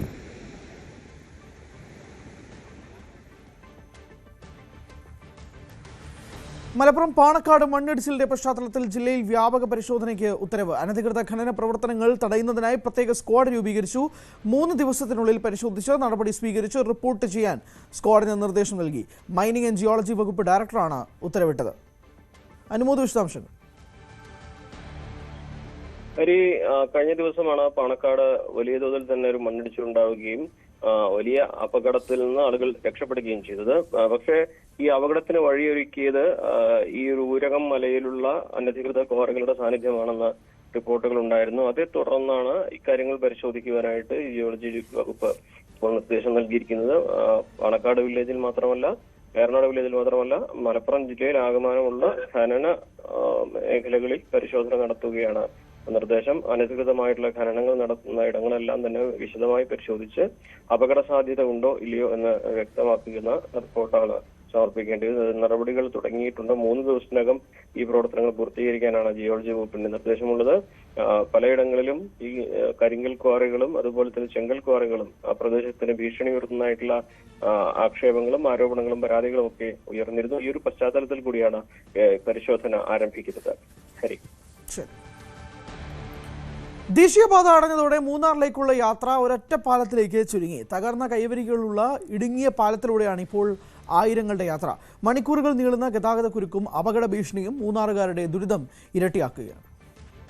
മൂന്നാർ CSI പള്ളിക്ക് സമീപം മണ്ണിടിച്ചിൽ ഭീഷണിയെ തുടർന്ന് ദേശീയപാതയിൽ ഏർപ്പെടുത്തിയ പൂർണ്ണ ഗതാഗത നിയന്ത്രണം തുടരുകയാണ്. ഇതോടെ മൂന്നാർ ടൗണിലേക്കും ദേശീയപാതയിലൂടെ മറ്റ് പ്രദേശങ്ങളിലേക്കും പോകാൻ പോലീസ് സ്റ്റേഷന് സമീപത്തെ ചെറിയ പാലം മാത്രമാണ് ഏക ആശ്രയം. പാലത്തിന്റെ അപകട സാധ്യത കണക്കിലെടുത്ത് ബസ്സുകളും മറ്റ് വലിയ വാഹനങ്ങളും പാലത്തിലൂടെ കടത്തിവിടുന്നില്ല. ചെറിയ വാഹനങ്ങൾക്ക് മാത്രമാണ് അനുമതിയുള്ളത്. എന്നാൽ ഇടുങ്ങിയ പാലവും തകർന്ന കൈവരികളും യാത്രയെ കൂടുതൽ അപകടകരമാക്കുകയാണ്. ഒരേ സമയം വളരെ കുറച്ച് വാഹനങ്ങൾക്ക് മാത്രമേ പാലം കടക്കാൻ കഴിയൂ. ഗതാഗത നിയന്ത്രണം പോലീസിന് വലിയ തലവേദനയാവുകയാണ്. மூணார்ல இப்போ பழைய மூணார் பாகத்தில் உள்ள CSI சர்ச் பக்கத்துல மண் இடிஞ்சதுனால இப்போ எல்லா வண்டிகளும் போக்குவரத்து எல்லாமே வந்து நமக்கு மூணார் போலீஸ் ஸ்டேஷன் ஹைவே வழி வந்து ஒரு சின்ன பாலம் இருக்கு. அந்த பாலத்து வழி வந்து போஸ்ட் ஆஃபீஸ் ஜங்ஷன்ல போய் ஜாயிண்ட் ஆகுது. இந்த பாலமும் கொஞ்சம் இடிகிற கண்டிஷன்ல இருக்குது. ரொம்ப வண்டிகள் ஹெவி வெஹிக்கிள்ஸ் அந்த பெரிய கட்டன்ஸ் லாரியும் பெரிய பெரிய பஸ்களும் வந்து போனுச்சுன்னா ரொம்ப நாளைக்கு அதிக மழை பெய்து கழிஞ்சா ரொம்ப நாளைக்கு தாக்கு பிடிக்க முடியாது. இந்த பாலம் ரொம்ப அபகடத்தில் இருக்குது. அந்த CSI பக்கத்தில் உள்ள மண் இடிஞ்சல கொஞ்சம் சரியாக்கி செஞ்சு விட்டாச்சுன்னா நமக்கு மெயின் கூட சிட்டிக்கு வர பஸ்ஸுகளும் பொதுமக்களுக்கு வர சின்ன வாகனங்களும் ஆட்டோ ரிக்ஷாகளும் எல்லாம் போய் வந்து നല്ല ഈസിയാ இருக்கும். സ്കൂൾ വിദ്യാർത്ഥികളും ജോലിക്കാരും രോഗികളുമാണ് ഏറ്റവും കൂടുതൽ ദുരിതമനുഭവിക്കുന്നത്. അടിയന്തര ചികിത്സയ്ക്കായി പോകുന്ന ആംബുലൻസുകൾ പോലും ഗതാഗതക്കുരുക്കിൽ കുടുങ്ങുന്നു. മഴ ശക്തമായാൽ നിലവിലെ സാഹചര്യം കൂടുതൽ ഗുരുതരമാകുമെന്നും നാട്ടുകാർ ചൂണ്ടിക്കാട്ടുന്നു. ന്യൂസ് 18 ഇടുക്കി. ഇടുക്കി ഏലപ്പാറയ്ക്ക് സമീപം കാർ തോട്ടിലേക്ക് മറിഞ്ഞ ഒരാൾ മരിച്ചു. 3 പേർക്ക് പരിക്കുപറ്റി. 4-ാം മൈലിലാണ് അപകടം സംഭവിച്ചത്. തിരുവനന്തപുരം സ്വദേശികൾ സഞ്ചരിച്ച വാഹനമാണ് അപകടത്തിൽപ്പെട്ടത്. പരിക്കേറ്റവരെ പീരുമേട് താലൂക്ക് ആശുപത്രിയിൽ പ്രവേശിപ്പിച്ചു. ഒരാളുടെ നില ഗുരുതരമാണ്.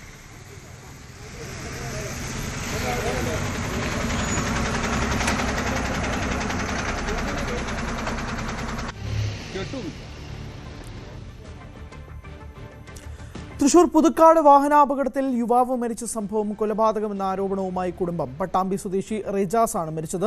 ഞായറാഴ്ച വൈകിട്ടാണ് സംഭവം. എന്നാൽ റിജാസിനെ ബോധപൂർവ്വം ഇടിച്ചിട്ടതെന്നാണ് കുടുംബത്തിന്റെ പരാതി. സംഭവത്തിന് 10 മിനിറ്റ് മുമ്പ് ഇടിച്ച വാഹനത്തിലുള്ളവരുമായി റിജാസും സുഹൃത്തും വാക്കുതർക്കമുണ്ടായിരുന്നു. അതിന്റെ വൈരാഗ്യത്തിൽ മകൻ സഞ്ചരിച്ചിരുന്ന ബൈക്കിൽ കരുതിക്കൂട്ടി തമിഴ്നാട് സ്വദേശികൾ വാഹനം ഇടിപ്പിക്കുകയായിരുന്നുവെന്ന് പിതാവ് പറയുന്നു. സംഭവത്തിൽ കുടുംബം തൃശൂർ റൂറൽ SP-ക്ക് പരാതി നൽകി. റിജാസിനൊപ്പം ഉണ്ടായിരുന്ന യുവതിയാണ് തർക്കമുണ്ടായ കാര്യം പറഞ്ഞത്. വാഹനം ഓടിച്ചവർ മദ്യപിച്ചിരുന്നു. സംഭവത്തിന്റെ CCTV ദൃശ്യങ്ങൾ പുറത്തുവന്നു.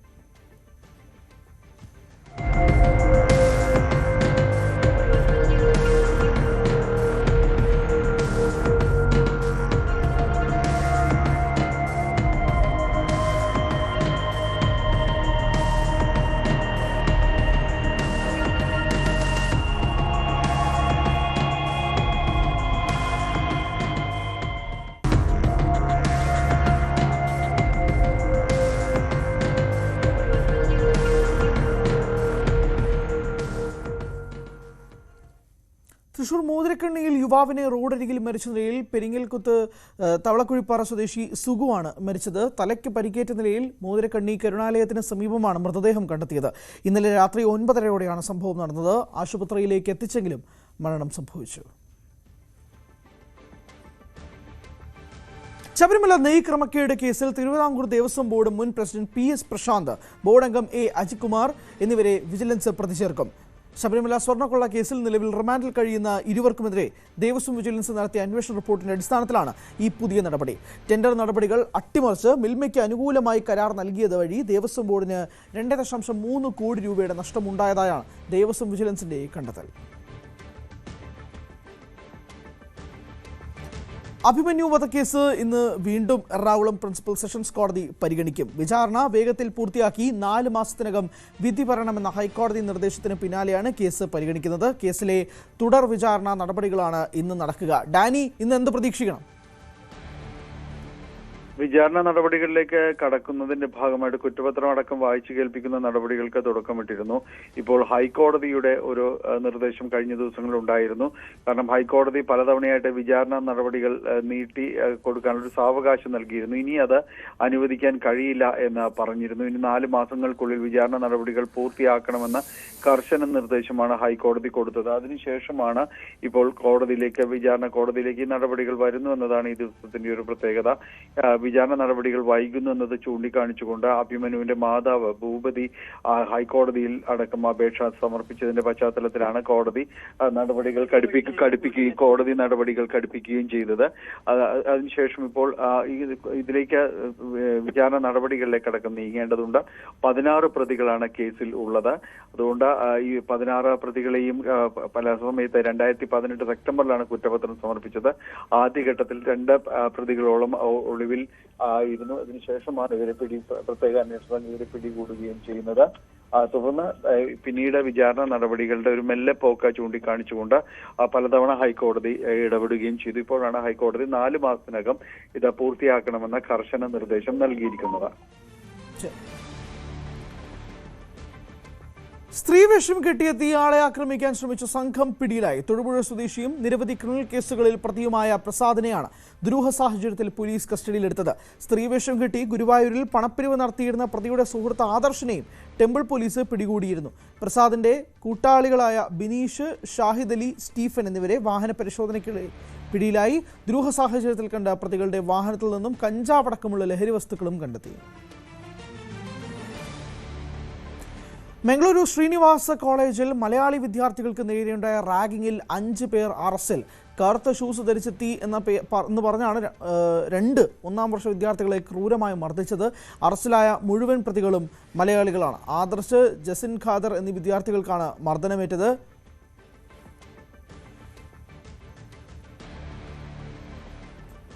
വിദ്യാർത്ഥികൾ ആശുപത്രിയിൽ ചികിത്സയിലാണ്. വിദ്യാർത്ഥികളെ സസ്പെൻഡ് ചെയ്തതായി കോളേജ് മാനേജ്മെന്റും അറിയിക്കുകയും ചെയ്തു. ബൈജുവിൻ്റെ വിശദാംശങ്ങളുമായി. ബൈജു, ഇക്കാര്യം കഴിഞ്ഞ ദിവസങ്ങളിൽ നമ്മൾ ഞെട്ടലോടെ കേട്ടൊരു വാർത്തയാണ്. പ്രതികളെല്ലാം മലയാളികളാണെന്ന് പറയുമ്പോൾ അതിൻ്റെ കൂടുതൽ ഞെട്ടൽ ഉണ്ടാവുകയും ചെയ്യുന്നു. എങ്ങനെയാണ് ഈ കേസ് ഇനി മുന്നോട്ട് പോവുക? അതെ ഹരി, 6 പേരാണ് ഈ കേസിൽ പ്രതികളായിട്ടുള്ളത്. ഇതിൽ 5 പേരുടെ അറസ്റ്റ് ഇപ്പോൾ ഇന്നലെ രാത്രിയോടുകൂടി രേഖപ്പെടുത്തി. ഇന്ന് കോടതിയിൽ ഹാജരാക്കുമെന്നാണ് പാണ്ഡ്യേശ്വർ പോലീസ് അറിയിച്ചത്. ഏതായാലും കോഴിക്കോട്, തൃശൂർ സ്വദേശികളായ ആദർശ്, അതുപോലെ തന്നെ ജസീൻ ഖാദർ എന്നിവരെയാണ് ഇത്തരത്തിൽ ക്രൂരമായ റാഗിങ്ങിന് ഇരയാക്കിയത്. ഇവരെ മർദ്ദിച്ചു. അതോടൊപ്പം ഇവരുടെ മാതാപിതാക്കളെ അസഭ്യം പറയുന്ന സാഹചര്യമുണ്ടായി. എന്തായാലും ഈ കേസിൽ അന്വേഷണം പോലീസ് ഇപ്പോൾ ഊർജിതമാക്കിയിട്ടുണ്ട്. ഇതോടൊപ്പം ശ്രീനിവാസ കോളേജിൽ നിന്നും ഈ 6 വിദ്യാർത്ഥികളെയും സസ്പെൻഡ് ചെയ്തതായും ഇപ്പോൾ അറിയിച്ചിട്ടുണ്ട്. ഇത് 2-ാം വർഷ ലോജിസ്റ്റിക്സ് ഡിപ്ലോമ വിദ്യാർത്ഥികളാണ് ഇത്തരത്തിൽ ഈ ഒരു റാഗിംഗ് നടത്തിയത്. BBA-യും അതുപോലെ തന്നെ ഹോസ്പിറ്റൽ മാനേജ്മെന്റും പഠിക്കുന്ന വിദ്യാർത്ഥികളാണ് ഈ ആദർശും ജസീൻ ഖാദറും. ഈ കോളേജിന്റെ ക്യാമ്പസിന് പുറത്തു നിന്നാണ് ഇത്തരത്തിലുള്ള റാഗിംഗ് ഉണ്ടായത്. ഇവരെ കറുത്ത ഷൂസ് ധരിച്ചെത്തിയതിന് ഇവരെ ഇത്തരത്തിൽ റാഗിങ്ങിന് ഇരയാക്കിയായിരുന്നു. അതിനുശേഷം ക്രൂരമായി വടി ഉപയോഗിച്ച് മർദ്ദിക്കുന്ന സാഹചര്യമാണ് ഉണ്ടായത്. ഈ 2 പേരും ഇപ്പോൾ ആശുപത്രിയിൽ ചികിത്സയിൽ തന്നെയാണ് ഉള്ളത്. ഏതായാലും മംഗളൂരുവിലെ ഏറ്റവും കൂടുതൽ മലയാളികൾ പഠിക്കുന്ന ഒരു സ്ഥാപനം കൂടിയാണ് ശ്രീനിവാസ കോളേജ്. എന്തായാലും ഇതിൽ കൂടുതൽ അന്വേഷണം ഉണ്ടാകുമെന്നും പോലീസ് അറിയിച്ചിട്ടുണ്ട്. ഇനി ഒരാളെ കൂടി ഈ കേസിൽ അറസ്റ്റ് ചെയ്യാനുണ്ട്. ഹരി, ശരി, ഒരാളും കൂടി ഇനി പിടിയിലാകാനുണ്ട് എന്നാണ് മനസ്സിലാക്കുന്നത്. പ്രതികളെ കോടതിയിൽ ഹാജരാക്കും. KU ബൈജുവാണ് വിശദാംശങ്ങൾ നൽകിയത്. കോഴിക്കോട് താമരശ്ശേരി അമ്പായത്തോട്ടിലെ വിവാദ അറവ് മാലിന്യ സംസ്കരണ കേന്ദ്രമായ ഫ്രഷ് കട്ട് അടച്ചുപൂട്ടാൻ ഉത്തരവ്.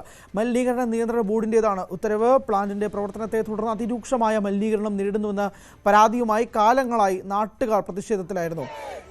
അനീഷ് കുമാറിൻ്റെ വിശദാംശങ്ങളുമായി. അനീഷ്, കഴിഞ്ഞ ദിവസം തെരുവിലേക്ക് ഇറങ്ങിയതും നാട്ടുകാർ ഉൾപ്പെടെ ഇറങ്ങി ഈ ഫ്രഷ് കട്ട് പൂട്ടുന്നതുമായി ബന്ധപ്പെട്ടുള്ള ആഹ്ലാദങ്ങൾ ഉൾപ്പെടെ അവർ പങ്കുവയ്ക്കുകയും ചെയ്തിരുന്നു. ഇപ്പോൾ ഒരു പൂട്ട് വീഴുമ്പോൾ എന്താണ് സാഹചര്യം? ായി തന്നെ നാട്ടുകാർ ഈ ഫ്രഷ് കട്ട് അറവ് മാലിന്യ സംസ്കരണ കേന്ദ്രത്തിനെതിരെ പ്രതിഷേധത്തിലായിരുന്നു. വലിയ സമരങ്ങൾ നടന്നു. ഒപ്പം ഈ ഫാക്ടറിക്ക് തീ വെക്കുകയും അവിടുത്തെ ജീവനക്കാരെ മർദ്ദിക്കുകയും യന്ത്രോപകരണങ്ങൾ നശിപ്പിക്കുകയും ചെയ്യുന്ന അവസ്ഥയിലേക്ക് പോലും കാര്യങ്ങൾ എത്തിയിരുന്നു. പക്ഷെ അപ്പോഴൊക്കെ ഈ കോടതികളുടെ ഉത്തരവിന്റെ പിൻബലത്തിലാണ് ഈ സ്ഥാപനം പ്രവർത്തിച്ചു വന്നിരുന്നത്. എന്നാൽ ഇപ്പോൾ കഴിഞ്ഞ ദിവസം സംസ്ഥാനത്തൊട്ടാകെ അല്ലെങ്കിൽ കോഴിക്കോട് ജില്ലയിലടക്കം ആഞ്ഞടിച്ച ഒരു പ്രളയ സമാനമായ ഒരു മഴക്കെടുതി ഉണ്ടായിരുന്നു. ഈ മഴ പെയ്തപ്പോൾ ഈ ഫാക്ടറിയുടെ മുൻവശത്തും അല്ലെങ്കിൽ ഫാക്ടറിയുടെ പരിസരത്തും വലിയ വെള്ളക്കെട്ടുണ്ടാവുകയും ചെയ്തു. ഈ വെള്ളക്കെട്ട് സമയത്ത് ഫാക്ടറിയിൽ നിന്നും മാലിന്യങ്ങൾ സമീപത്തുള്ള പുഴയിലേക്ക് ഒഴുകിയെന്നാണ് നാട്ടുകാർ ആരോപിക്കുന്നത്. ഇത്തരം ഒരു കണ്ടെത്തലിന്റെ കൂടി അടിസ്ഥാനത്തിലാണ് ഇപ്പോൾ മലിനീകരണ നിയന്ത്രണ ബോർഡ് ഈ ഫാക്ടറിക്ക് നൽകിയ അനുമതികൾ റദ്ദാക്കിയിരിക്കുന്നത്. വിത്ത് ഇമ്മീഡിയറ്റ് എഫക്ട്, അതായത് എത്രയും പെട്ടെന്ന് അടച്ചുപൂട്ടണമെന്ന നിർദ്ദേശം നൽകി. എന്തായാലും ഇന്ന് ആ സ്ഥാപനം അവിടെ പ്രവർത്തിക്കുന്നില്ല എന്നാണ് നമുക്ക് അറിയാൻ കഴിയുന്നത്. ആ പ്രവർത്തനം നിർത്തിവെച്ചു എന്ന് കമ്പനിയുടെ ഉടമകൾ പറയുകയും ചെയ്തു. പക്ഷേ ഇത് ഏകപക്ഷീയമായ ഒരു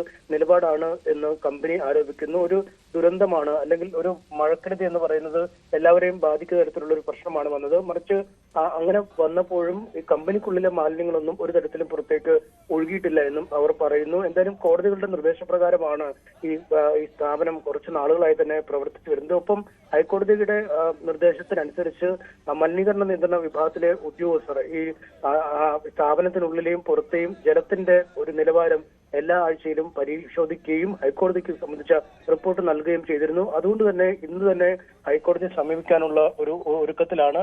ഇന്ന് ഹൈക്കോടതിയിൽ നിന്നൊരു അനുകൂലമായ തീരുമാനം ഉണ്ടാവുമെന്നും അവർ പ്രതീക്ഷിക്കുന്നുണ്ട്. എന്തായാലും ഇന്നത്തെ ദിവസം നിർണായകമാണ്. കാരണം സർക്കാർ ഈ സമരക്കാരുടെ ഒരു സമ്മർദ്ദത്തിന് അല്ലെങ്കിൽ അവരുടെ വളരെ നാളുകളായുള്ള പ്രതിഷേധത്തിനോടൊപ്പം ചേർന്ന് ഈ സ്ഥാപനത്തെ പൂട്ടിയിരിക്കുന്നു. മറുവശത്ത് കോടിക്കണക്കിന് രൂപ നിക്ഷേപിച്ച് ഒരു വ്യവസായം നടത്താൻ കഴിയാത്തൊരു സാഹചര്യത്തിലേക്ക് കാര്യങ്ങൾ നീങ്ങുന്നു എന്നാണ് ഈ ഫ്രഷ് കട്ടിന്റെ ഉടമകൾ പറയുന്നത്.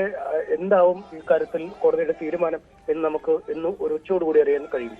വളരെ നിർണായകമായ ഒരു തീരുമാനം ഉച്ചയോടുകൂടി ഉണ്ടാവും. ഒരു വശത്ത് നാട്ടുകാരുടെ പ്രതിഷേധം, സർക്കാർ നാട്ടുകാർക്കൊപ്പം നിൽക്കേണ്ടി വരും. മറുവശത്ത് ഇൻവെസ്റ്റ്മെന്റ് ഫ്രഷ് കട്ടുമായി ബന്ധപ്പെട്ട് അവരുടെ വ്യവസായം മുടങ്ങുന്നൊരു സാഹചര്യത്തിലേക്കും നിൽക്കുകയാണ്. ഇന്ന് ഉച്ചയോടുകൂടി കോടതിയിൽ ഒരു ധാരണ ഉണ്ടാകും എന്നാണ് മനസ്സിലാക്കാൻ കഴിയുന്നത്. കഴിഞ്ഞ ദിവസം ഇത് കൂട്ടുന്നതുമായി ബന്ധപ്പെട്ട കാര്യങ്ങൾ വന്നപ്പോഴേക്കും തെരുവിലിറങ്ങി ആഘോഷിക്കുകയായിരുന്നു അവിടുത്തെ നാട്ടുകാർ. നാളുകളായുള്ള അവരുടെ പ്രതിഷേധമാണ്. അത് ഒടുവിൽ ഒരു ക്ലൈമാക്സിലേക്ക് എത്തിയെന്ന് വരെ അവിടെയുള്ളവർ ആളുകൾ പറയുകയും ചെയ്തിരുന്നു. പക്ഷേ ഇന്ന് ഉച്ചയോടുകൂടി ഒരു തീരുമാനത്തിലേക്ക് എത്തും. ഫ്രഷ് കട്ട് കമ്പനിയുമായി ബന്ധപ്പെട്ട് എന്തായിരിക്കും കോടതിയുടെ നിലപാടെന്നത് സംബന്ധിച്ച് ഇന്ന് ഉച്ചയോടുകൂടി ധാരണയാകും. മനീഷ് കുമാറാണ് വിശദാംശങ്ങൾ നൽകിയത്.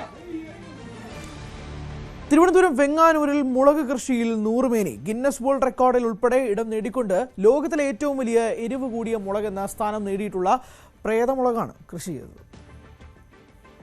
വെങ്ങാനൂരിലെ പ്രൊഫസർ എ ഗംഗാപ്രസാദിന്റെ വീട്ടുമുറ്റത്തെ ചെടിച്ചട്ടിയിലാണ് ഭൂത് ജൊലോക്കിയ അഥവാ ഗോസ്റ്റ് പെപ്പർ എന്ന ഇനം മുളക് വിളഞ്ഞത്.